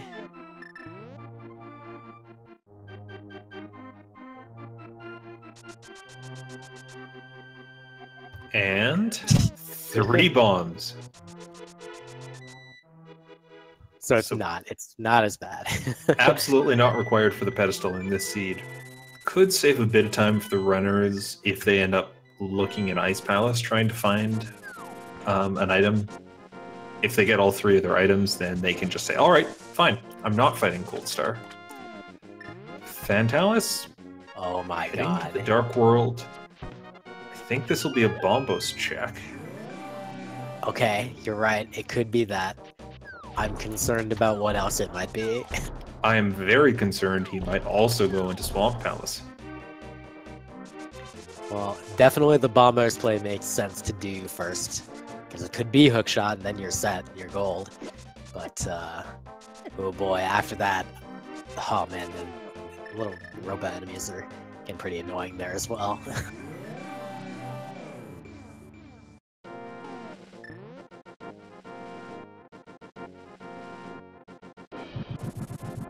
And Bombos Tablet gives us 50 rupees. So it was better than the Ether Tablet. Yes, numerically. Well, he's going back to the east. Is this the play? Is he gonna do it? I mean, Ice is this way too, but he's getting the mirror out and he's going into Swamp. Oh my goodness. So, of course, Swamp is not completable without the hookshot, but also about half of its items are locked off without the hookshot. So there's a decent chance, you know, unlike normal where Swamp has 6 total non-dungeon items, there's a decent chance he's not going to find nearly all of those. So he'll, you know, get less value out of this potentially than you would if you did have the hookshot. That's kind of the danger going into Swamp with no hookshot, which is why you will not often see this happen. But this is a brave and interesting play for him to be making. I am very curious to see if this will pay off. Yeah, I think it's definitely a really risky play, just given the amount of time it takes to get inside Swamp Palace, because you have to be in the Dark World. Then you have to go outside, mirror, flood the swamp, or drain the swamp rather, head back into the Dark World, and that's like just to get past the first room of the dungeon. There's a lot of work that goes into entering here, which is why people tend to shy away from it. Yeah, and Fantallis is already collecting one non-dungeon item here, but now he has to do a bunch of crap. So we'll have to wait a little bit for him to find the next interesting thing. Meanwhile, GanonsGoneWild is approaching Laser Bridge. He's going to go ahead and use Cape here. He won't bother doing the dash skips or anything like that. He will turn it off and on to try to conserve magic. But unfortunately, he's not going to find his Ice Rod here, nor anything of value. And he's going to be done. He's going to have to leave. And what is his next play?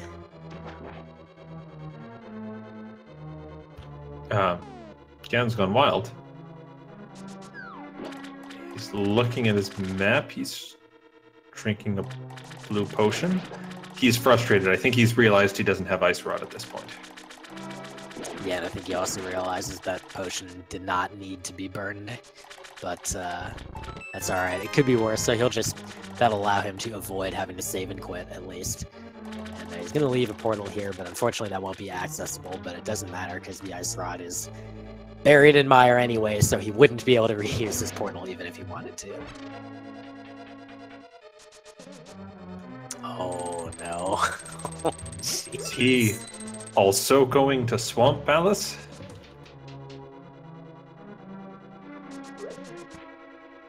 Man, this seed is heinous. Finally on, this is rude as heck. Okay, so GanonsGoneWild is not going to Swamp Palace. He is... Oh? Oh. How long has this been available?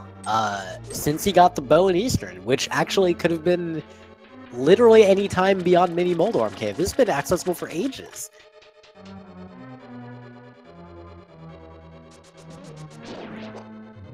Yeah, getting both those 5-6 crystals, of course, allows you to buy that big bomb from the bomb shop, take it over to the Pyramid Ferry, where in the vanilla game you get the gold sword and silver arrows.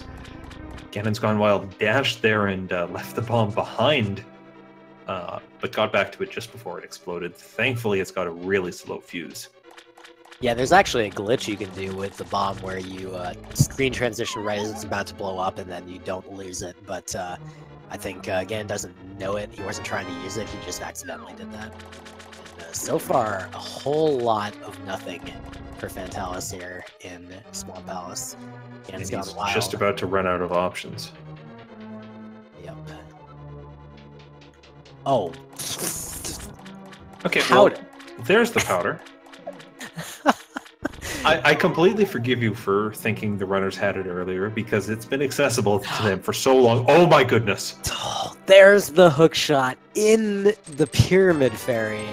Of all places, that is no mode for us, but GanonsGoneWild has to go to Misery Mire to get his Ice Rod. He's gonna full clear Swamp as Fantallis gets nothing.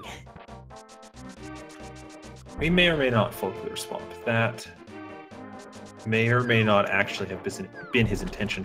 Fantallis finished up with Swamp, couldn't get out of it, or couldn't get anything out of it, and is headed to Ice Palace. Oh man, you know this is tough. You don't want to backseat a runner, but if I were literally backseating Fantallis, like just sitting right behind him as he's playing this seed, I'd be like, go to Eastern. It's a crystal. This is a pendant. But you know we're sitting here in the commentary desk with infinite time and no pressure, and they're doing the actual race. So this is the play Fantallis thinks is right, and unfortunately is not going to pay out for him. I mean, it still could end up having an effect. The big thing I think that Fantallis could end up getting out of this is he might find the Tempered Sword. And if that happens, he's actually going to get a substantial boost for the rest of the game. Yeah, that is a great point. The Tempered Sword is basically double damage of the Master Sword in pretty much all cases, and makes Ganon's fight significantly easier, much more than twice as easy. But, of course, that's kind of a stretch hoping for that, but we'll see. There's 3 non-dungeon items in Ice Palace, and Fantallis will need to dig them up. Unfortunately, that's kind of like Swamp, it's a very backloaded dungeon. You have to do a lot of movement and traversal before you actually get to the part that has any items. So meanwhile, we'll watch Ganon's Gone Wild do a bunch of Swamp.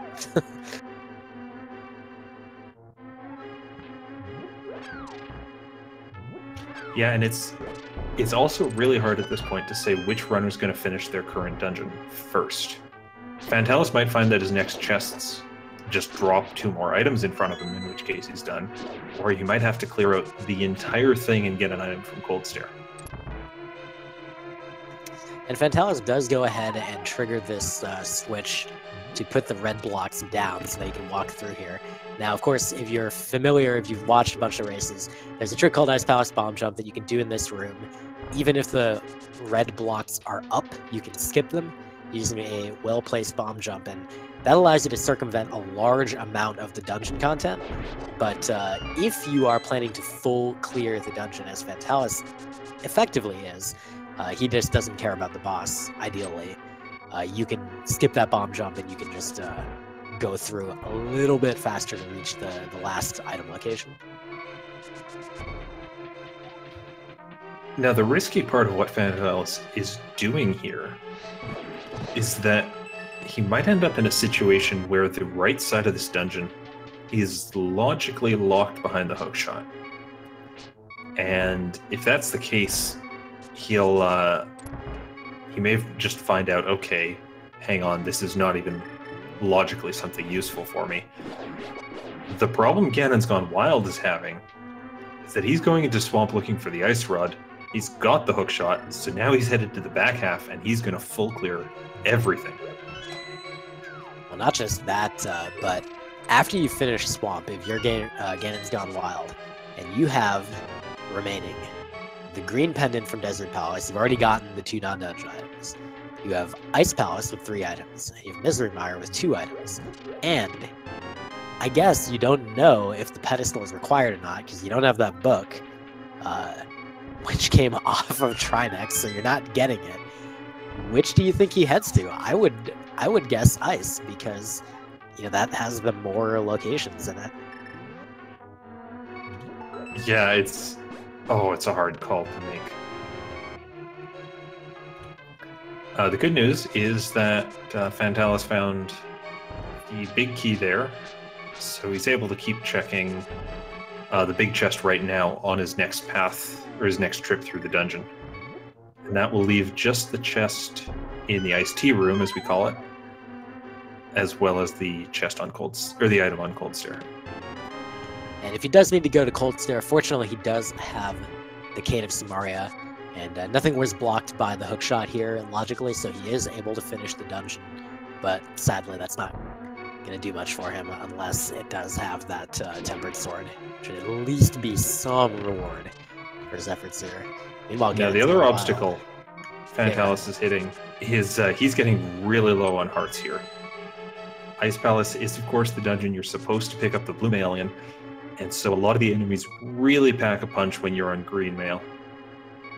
Yeah, and in that room that he was just in, the big square room with all those skulls, the corner skulls do actually have hearts under them, so if you're aware of that, he could pick that up. He does get the Ether Medallion as sort of a backhanded reward for the dungeon. Like, oh yeah, you wanted something? Here you go, buddy.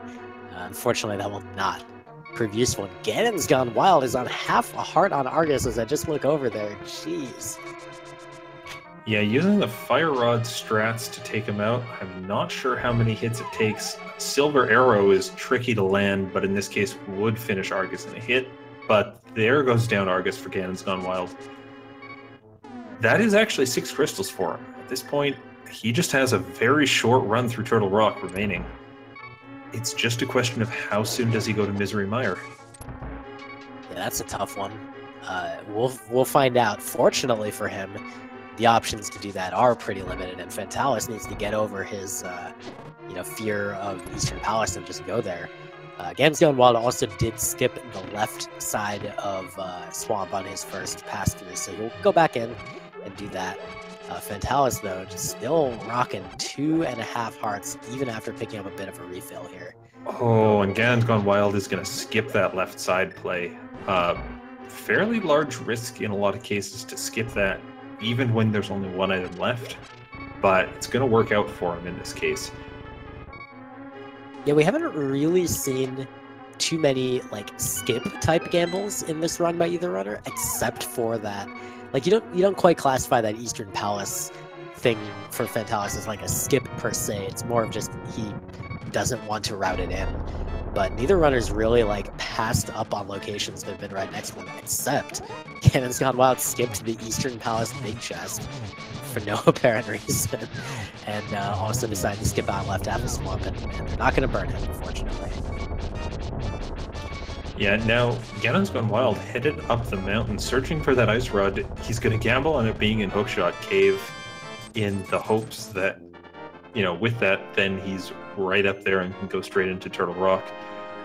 Unfortunately, not only is it not going to work, you know, at this point, that's several extra trips he's taking up the mountain, and each one of them really eats into your time in the race. Yeah, climbing Death Mountain is slow. Checking out Hookshot Cave, pretty slow. Fantallis is down to pretty much only slow options as well, but what is he going to finally do? He is going to 5. This is great for him. I just want to point out, he was at a Gold Star fight. I think he went in with about 2.5 hearts and came out with about 2.5 hearts, which with Master Sword is kind of insane, and I wish we'd caught more of it. Yeah, no, he had a really good fight, mostly because he busted out the Fire Rod, put the Master Sword away, and just incinerated the puffballs, so well, that'll very do well done. But GanonsGoneWild, he just picked up the sword that basically Fantallis was hoping to find if he was going to find anything, and that was in Hookshot Cave, but that's it for GanonsGoneWild. There's nothing there. He's going to have to try one of his pendant dungeons, probably. He's going to... He's going to get some potions. I mean, he could pick up an arrow capacity upgrade while he's in the neighborhood. It's sitting right there. It is not worth the few seconds the fanfare takes. Okay. For a second, I thought Fantallis skipped that first chest in Eastern, but he'd gotten it already, and then he almost double-backed to get it again. But didn't. GanonsGoneWild. He's going directly to Meyer. This could do it. Okay, yeah, Meyer itself.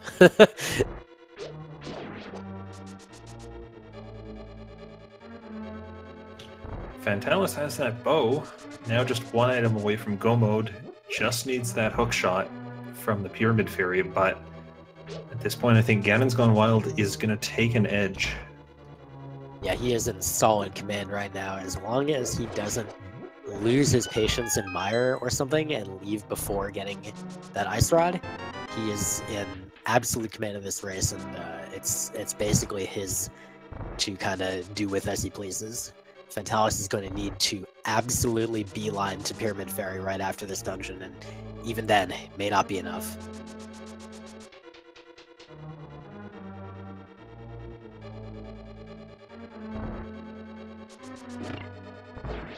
Of course, I say that, and GanonsGoneWild is just getting absolutely bullied by that B-bonus in the first or second room of Misery Mire.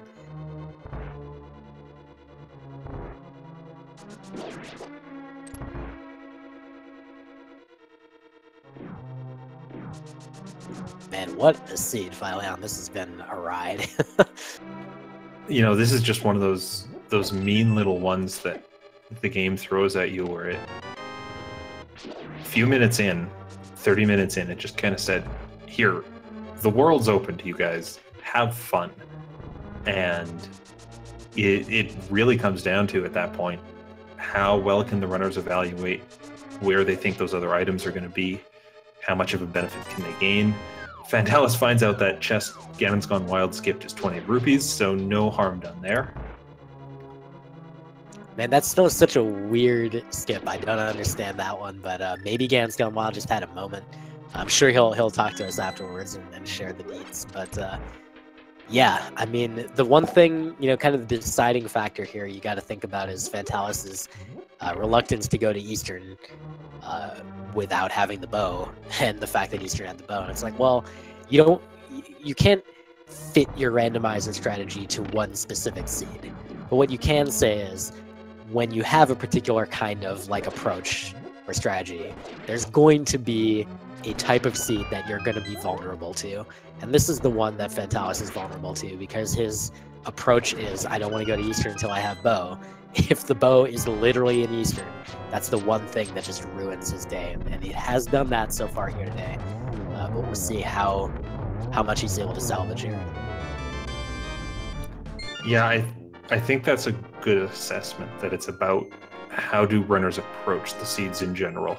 That same set of approaches is why Fantallis was so quick to check out what does he need to get into Misery Mire, so quickly to go into Misery Mire as soon as his relevant crystal dungeons ran dry. And it gave him a very early Ice Rod, which worked to his advantage. It just, in the same vein, worked against him when he was looking for the bow. Yeah, GanonsGoneWild's been able to, because of making that sooner play over to Eastern, and because of picking up that earlier bow, and the very, very keen decision to head over to the Pyramid Ferry, you know, kind of recognizing not only is that available, but boy, that's been available for a while. And making that call, finding the hook shot there, just absolutely crucial for him. You'll be getting his Ice Rod before too long. He's still having to navigate all these slow parts of Mire. The other dungeon item showing up here in the vanilla, sorry, the other non-dungeon item showing up in the vanilla big key location, and that was just 50 rupees, so yay for that. But the Ice Rod's all the way in the big chest, so he'll get that shortly.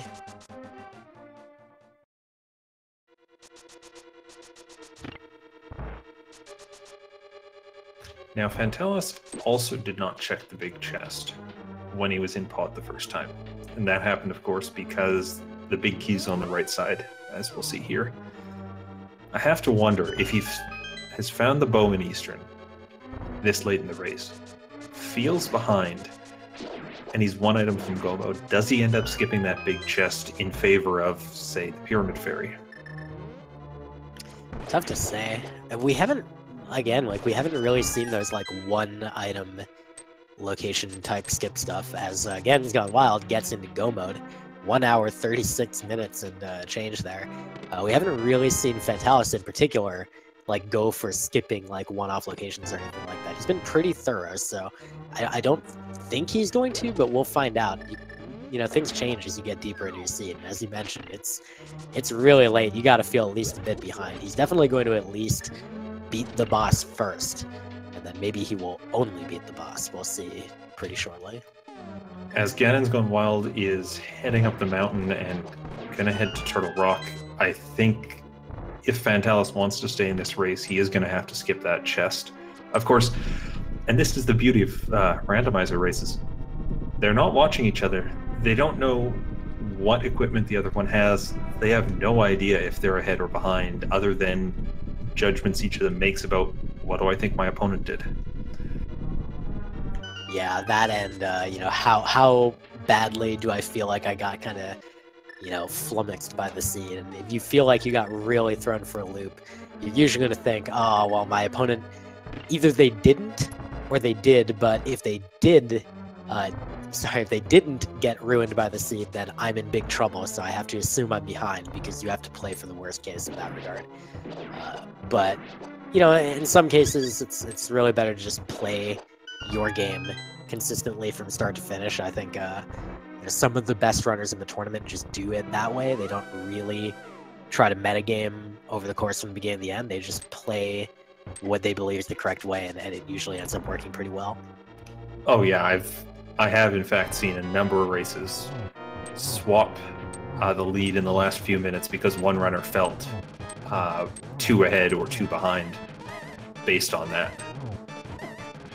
Metagaming your way doesn't always pay off. Yeah, and nerves are a very real thing, Philion. Like, when you get to the end of a race, it's you're an hour 45 in, you think, you know what, the seed doesn't feel like it's been that trolly. There's no way that my opponent isn't, like, practically done right now.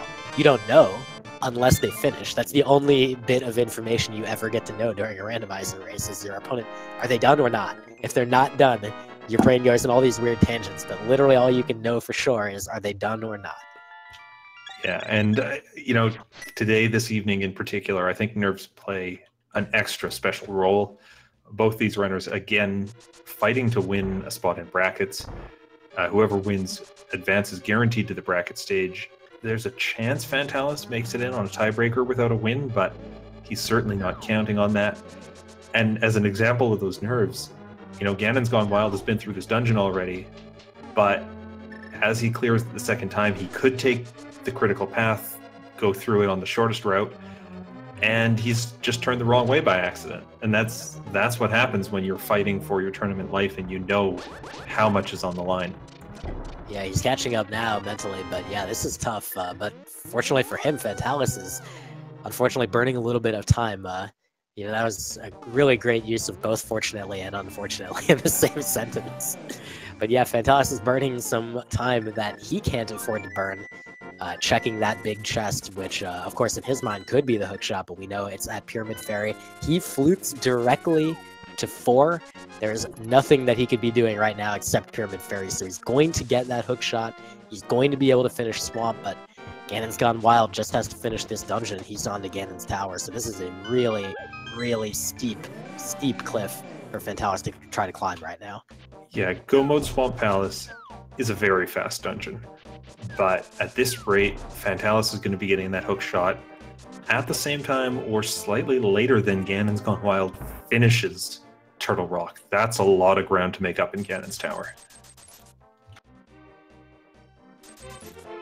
Yeah, GanonsGoneWild, you know, he's shown a little bit of nerves here, but to his credit, he's not shown enough to make any, you know, super major mistakes. He is recovering from the mistakes he's making enough that they're not going to immediately cause his, you know, his death or anything. And, you know, he's staying calm enough. Obviously, you can tell he's not totally calm. There's a little bit of nerves there, but all you gotta do is stay calm enough to not die. And he does have those potions that he stored up earlier as well, so those should help. Yeah, those will come in handy for any little worries he might have while he's climbing Ganon's Tower. He's got 15 hearts, but he is still on blue mail, and that's not a great position to be in. Or sorry, green mail, which is not the best position. Fantallis picking up that hook shot, enters Go Mode, and doesn't even stop to Rage Slash. He's on a mission. Yeah, not the time for time waste like that. He almost certainly knows he's got to be in a rough position here, thanks to how the scene played out for him, having to finish off Pendant Ice Palace. Never a good time. So he is going directly back to 4. Oh, GanonsGoneWild getting munched by Trinex as well. But he busts out that potion, so he should be very safe. Just another slash here will do it, and he will collect his 7th crystal momentarily. And Phyleon, what does that mean? I think there's a little thing we like to play at this point in the race, because there are, what, 22 possible locations that the big key can be hiding in Ganon's Tower. Could be on the left, could be on the right, could be behind the Ice Armos. We like to do a little guessing game where you can throw some numbers in chat, and supporters of Speed Gaming, subscribers or people who cheered enough bits, can get their name on the leaderboard if they guess correctly. But it's a nice little way of having fun and keeping track of what's going on, as really the whole game bottlenecks around the bottom of this tower. Yep, and fortunately for GanonsGoneWild, but of course he doesn't know it, he has a very significant lead going to Ganon's Tower, so he's, you know, this is the kind of position you dream of having at the end of a seed like this, especially in a race where your tournament life is on the line. You know, he basically is immune to nearly any routing decision that he makes here. If he goes right first and the key is not there, he's fine. He's still in the lead. If he goes left all the way to Ice Armos and the key's on the right, again, he's still fine. It will take some very serious stuff for Fantallis to be able to catch up here. So GanonsGoneWild really just needs to play as calmly as he can and just not make major mistakes. Don't die.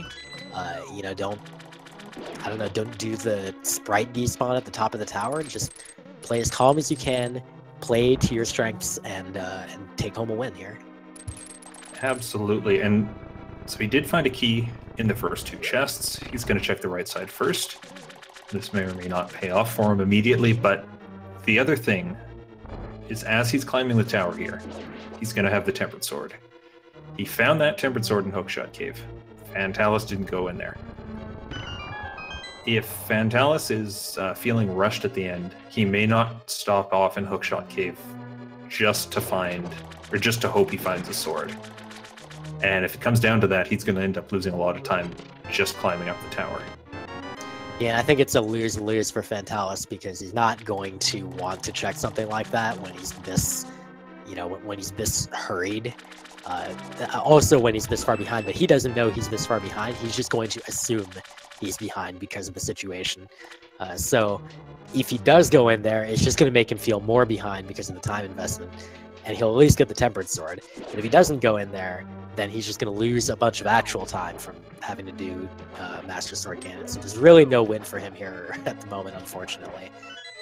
You know, he just has to do the best he can, and realistically, he has to hope GanonsGoneWild has major problems on Ganon. Yeah, we did see Fantallis check out some chests in Swamp Palace just because they're right there. They're so quick to do, and you know, there's always a great chance your opponent has checked those chests as well, and you'd hate to miss a sword there that your opponent gets. We did find a shovel in the Stelfar's room here, chests 8 through 11 not having anything, so... I mean, that shovel's probably blocking a sword. Oh, gosh. Well, fortunately, you know, Tempered is definitely not the worst sword to have for Ganon. It's pretty dang passable, even, you would say. But yeah, we'll continue a little bit deeper into the tower, into the basement of the tower, and we'll see what it is. But meanwhile, Fantallis collecting crystal number 7 at 1 hour 46. So we have a little game we like to play at this point. Oh, wait, hang on. And just to be clear for viewers, that is, we do base the results off of the first person that enters GT. Even if GanonsGoneWild died like 3 times in the basement and didn't get the big key for 15 minutes, it would still be based on when he gets the big key rather than when Fantallis gets it. Of course. Oh, there it is. Now, number 13, I believe. I believe so.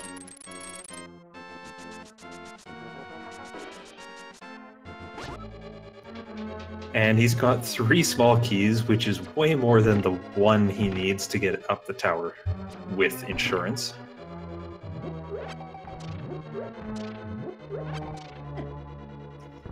Yep. So really the only thing that can hold him up is, you know, just running out of health a couple times, really. Now, Fantallis will actually at least be in the tower working towards that key. And there's the possibility that he goes full left instead of checking out the right side. So that will save him some time, which could only come to play again if GanonsGoneWild has a really rough time. But you know, for his part, he's been having some nerves. Fantallis has really good execution, and it's you know, been slightly better than GanonsGoneWild, but not enough where you think that something bad is going to happen unless GanonsGoneWild has like a real problem here. Yeah, the good news for Fantallis is he made the great call of ducking into Hookshot Cave. So he gets to do this, the rest of this run with Tempered. That'll make it so much easier on him. Yep, that is a great time save for him, and he just immediately left after finding that chest. He knows that even if you found Gold Sword in there, it wouldn't save enough time to be worth the additional checks, whereas the Tempered Sword absolutely was worth that time investment.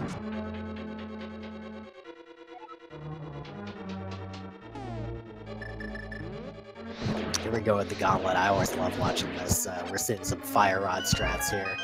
It's always cool to see what different strats people will put out, even when they start using like Bomb Noise Medallion or something. That's still fun to watch. And here I thought you were going to say it's always cool when there are Fire Rod strats, which is the exact opposite of what the Fire Rod does. Phylon, I don't make puns. No, that's why I do. That's right. Glad we have an understanding on this.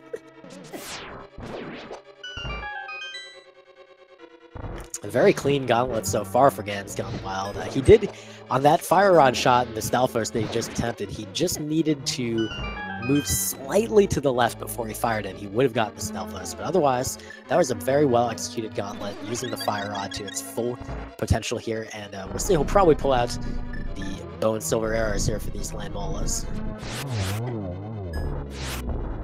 Ooh, those Landmo rocks. giving him a hard time as he tries to get the second shot off. Into cycle 2 now. He gets a second worm down.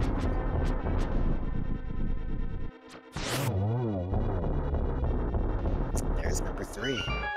So GanonsGoneWild continuing to move on up. Fantallis did go left first in the tower. But again, as you see, he's still making his way to the key while GanonsGoneWild is already entering these Wizwo wombs? Yeah, that. He's going to make good use of the Cane of Samaria here.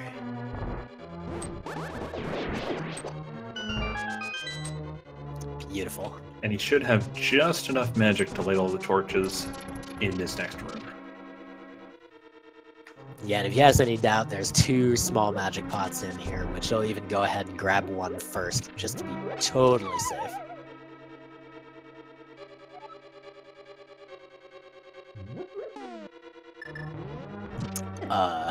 Oh, okay, he's alright. Should be plenty of time still to get through that door before it closes. Fantallis has the big key and is headed up the tower, but he's a couple minutes behind still at this point. Yeah, again, GanonsGoneWild really has control here. He just needs to finish up, and there's no way that he'll allow Fantallis to win. But if he, has some trouble on Ganon, that's really where Fantallis will have to hope for an opening. Boy, it's tough. With Green Mail and 16 Hearts, though, I mean, you never know. Green Mail is scary.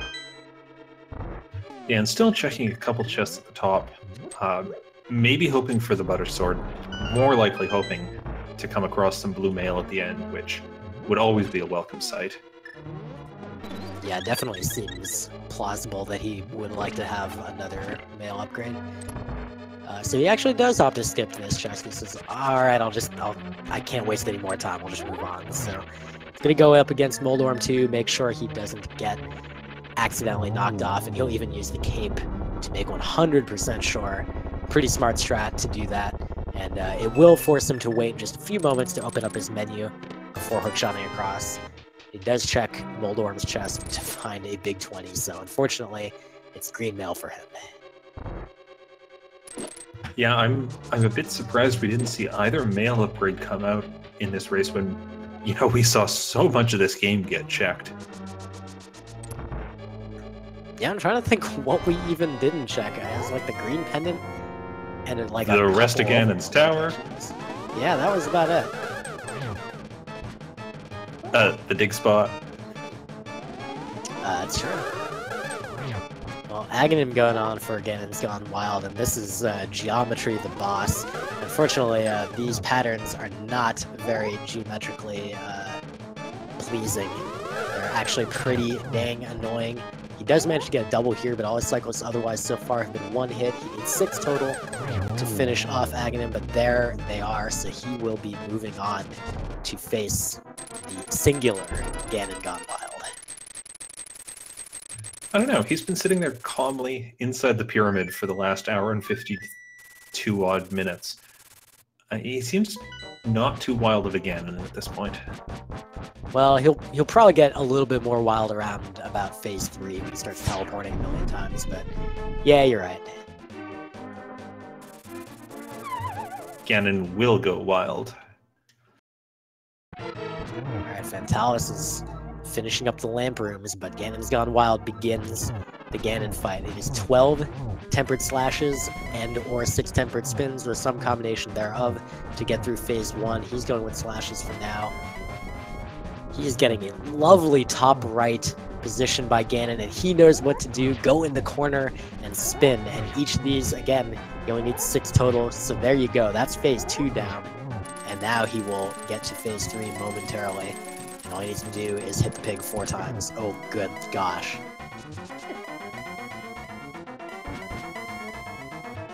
Did he just miss that first hit, actually?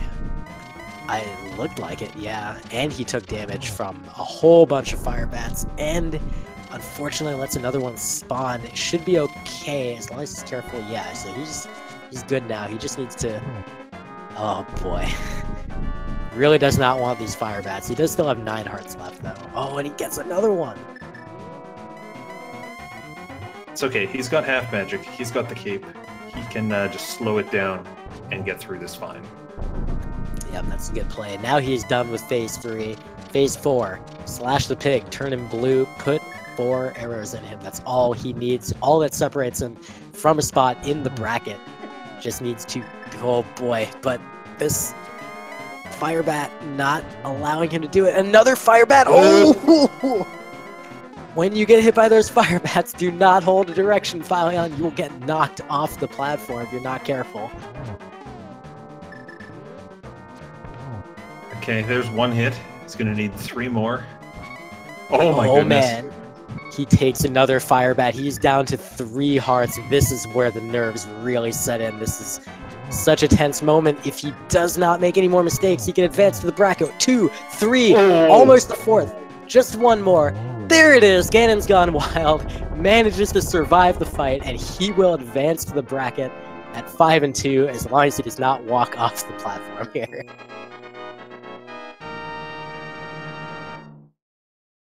Oh my goodness, that was a nail-biter of a fight. He does come out in first place, winning with an official time of 1 hour, 55 minutes, 32 seconds. That'll put him into the brackets, but oh, my heart was in my throat for the end of that. That was a heck of a Ganon fight. Really, really tense from start to finish, and now we've got Fantallis' fight going on as well. We got GanonsGoneWild is in the channel. We will have a quick chat with him right after Fantallis finishes up because he's right here, right behind him, and he goes ahead and makes use of some cape strats as well. He's on to phase 3. And, yeah, both runners getting that beautiful second phase off where you just spin 3 times in the corner and, you know, not bouncing back. You're able to double count those spins against Ganon. It really burns through those 12 hits quickly. Yeah, now that he'll probably have seen that the race is over from the SRL chat, so he will know that there's really no stakes left, which will probably make his nerves a little bit easier right now. So he'll probably have a little bit easier of a time with the Ganon fight. There's 1 arrow for him. Oh, nice shot to land the torch glitch with the fire rod. Oh, I love it. And he gets 2 and 3 in, and there's number 4. Yeah, all those nerves gone. Unfortunately, his tournament life is over, most likely. Though Fantallis, if anyone, has a pretty okay chance of still making it. But all we know for now is Fantallis has completed the race and will cross the threshold here. What do we have for his time, Phylon? 1 hour, 57 minutes, and 7 seconds for him. So a very close race. What is that? Less than 1.5 minutes separating these 2 runners at the end? My goodness. After everything that transpired in that scene, both runners getting trolled by different things, but still managing to come up this close in the end. And now we are joined by both runners in the chat, so I'm going to start GanonsGoneWild with you. Congratulations on taking the victory today, and with a 5 and 2 record, you will clinch a bracket spot. What overall were your thoughts on the seed? What stood out to you? What were the best and worst parts in your mind? Yeah, so the seed just kind of like opened up pretty fast, and like it was one of those times where like you can go into practically any dungeon, but the only ones that are beatable are pendants, and it's like, where do I go? So my routing was horrible and my execution was bad, but I guess I just got a bit lucky. Well, I mean, that's Randomizer though, right? We are also joined by Fantallis. Fantallis GG, unfortunately taking the loss today. What were your thoughts on that seed? I particularly really want to hear about that very early play you made to Meyer to get that ice rod. Well, I don't know. I like the Meyer play. Like, if the game gives you, there's a lot of stuff that you need to get into Meyer, and when the game gives you all of it, like the boots and the flute, I don't know if the boots had done anything yet. I don't think they did. So it's just like, what are these boots for? Yeah, I think they gave Master Sword and that was it. Yeah, that was nice. I mean, there were other places to get swords, apparently. You just had to... Yeah, the only thing I really hated was the location of the bow. Everything else, was okay. And everything else opened up after that bow came along. I don't know. I just read it really garbagey, and it was kind of, in general, miserable. Well, that was probably an experience that you both shared to some extent. Before we go back into some of those events of the scene, I do want to talk about the most recent thing in that race, Ganon's Gone Wild for you. That Ganon fight was really, really tense. There were some very sketchy moments there, and I just got to ask, like, how much was your blood pumping? Like, how much adrenaline did you have going through you at that moment? Oh man, I was like so nervous because I was like, wow, am I actually gonna win this? I'm like, it's just like so nervous. I like almost got knocked off, and then I got down to a couple of hearts. it was pretty sketch. Well, you did manage to pull it off successfully enough that you managed to complete it and did not die. And I guess now we will go back a little bit. We'll talk about, boy, that bow in Eastern. It felt like it was pretty like reasonable play to mirror out after pod and then mirror back to do Eastern and go get that bow. And then Fantallis, you didn't actually make that play, and we were very, very curious. What was your thinking on that? Sorry, which play was that? After pod, the first visit, that is, not entering Eastern and not getting the bow at that point. I don't know. I hardly remember what my decisions were in the second half of the game. It was all sort of a big lump of that. Fair enough. Yeah, I never want to rub it in to like rub in the tough parts of the scene to like the loser or anything. But yeah, I mean, suffice it to say, like if there was going to be a deciding factor, it's probably that. But then Ganon's Gone Wild, you had some problems finding the ice rod, and I guess take us back to the point where you had to decide Mire versus ice. How did you decide on Mire there? Basically, I just was thinking about it, and it's like they gave me the medallion, and I don't recall finding anything from the hook shot, and I don't remember finding anything from the boots. So it's kind of like, I don't know. It just seemed like the higher percentage play. Well, it did end up working out, as you saw, and of course, Fantallis had that for a long time. So for a while, the big tension of this race was, how soon does Ganon's Gone Wild end up going into Mire? Because that's ultimately what he'll have to do. And as the race went on, that was then balanced by, when does Fantallis pick up the bow? It was, because of that, fairly uncertain who was in the lead for large portions of this race. Yeah, there was a lot of ambiguity as we were getting to that last stage there. I mean, we could talk about so many different like individual things, but I mean, I feel like your guys' play, spoke very well for itself. So I guess instead we could look forward a little bit. Ganon's Gone Wild. You do clinch your spot in the bracket, and you'll get to continue to play until the next match that doesn't go your way. And I guess the question is just how do you feel about that? Tell us what you're looking forward to in the bracket. I mean, I expect to get annihilated by like one of the top runners in the next round. So it was fun, but yeah, I mean, I didn't expect to even make it out of the Swiss. I didn't expect to have a positive record coming in. I hadn't played in a long time, so this is like way past the point of expectations. So yeah, I mean, I'll just take it week by week and see what happens. But yeah, I hope my opponent really makes it. I think he has a really strong strength of schedule. So I mean, I honestly feel like he's a better player than me. So kind of feel almost bad by winning, but hopefully we can both make it. Yeah, it's all up to the will of the seeds, I guess. But magic of bracketology. Yeah. Yeah, I mean, Fantallis, I do have to say, like, your opponents, you never had an easy opponent in this entire tournament. All of your opponents were 500 or higher at the end. Yeah, it's been a journey.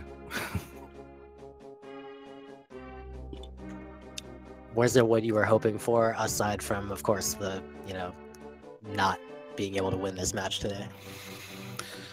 I don't know. This one was like, some of them felt good. This one was stressful, This one was, this one was a feel bad seed. That's I think that's an accurate assessment of it. It certainly took you guys for a ride in not the best ways possible. No, nothing was really obvious. Was the unfortunate thing. Well, look at those collection rates as they come onto the screen. 170 on Fantallis side, 166 on GanonsGoneWild side. That's a lot of ground you two had to cover just to get through this race. Yeah, it's a little ridiculous. I was worried about a few things. I mean, leaving Mire, leaving Desert with that green pendant in there. Worried about the powder on the pyramid before I got into the, Great Fairy. Just a lot of things. Oof. Well, I mean, I think I'm out of questions, Falion. How about you? I have no more questions. Any final thoughts from the runners at this point? Yeah, I mean, just thanks to everybody for watching and restreaming and commentating, and thanks to the community for the help. And yeah, I hope everybody enjoyed the race. Well, Yeah. On that note, big thanks to Remiel Gaming for running the trackers at the bottom of the screen and keeping those updated, especially as the runners took fairly divergent routes through this seed. This is, unfortunately, the last race of the night. With this race, the Swiss stages after 8 weeks and 7 rounds have actually concluded. If you want to watch more Link to the Past Randomizer, I can suggest the VODs on the Speed Gaming channels and the ALTTP Randomizer channels, but if you're looking for live matches, you're kind of out of luck at this point. But we do have a special surprise. On Thursday, June 7th at 6 p.m. Eastern Time. And yes, June 7th is the Thursday. Fantastic. At 6 p.m. Eastern on Thursday, there is going to be a special bracket reveal stream that almost certainly will happen here on Speed Gaming. So stay tuned for that as we find out who's going to be facing off against who in the 128-person bracket stage. Each of those matches is going to be best of 3 and going to keep us with tons of Link to the Past Randomizer content to come in the coming months. So keep an eye out for that. Other than that, I don't have anything else to add tonight. How about you, Volugen? Well, I would just like to thank Filion for being here tonight and commentating. It was a pleasure to join you here. And boy, that was a fun race, huh? It was an absolute pleasure to join you, Volugen. Thanks so much. Be sure, everyone watching, to give these two runners, Fantallis and GanonsGoneWild, a follow, because they're out there running this game a fair amount. Certainly with GanonsGoneWild, we're going to be seeing more matches of him in the future. As we said, I was Filion. I will give the last word to Volugen. Have a good night, everyone.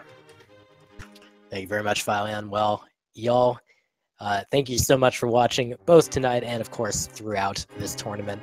And as I said, we're going to have a bracket coming up. We're going to have the bracket reveal show. Definitely come back.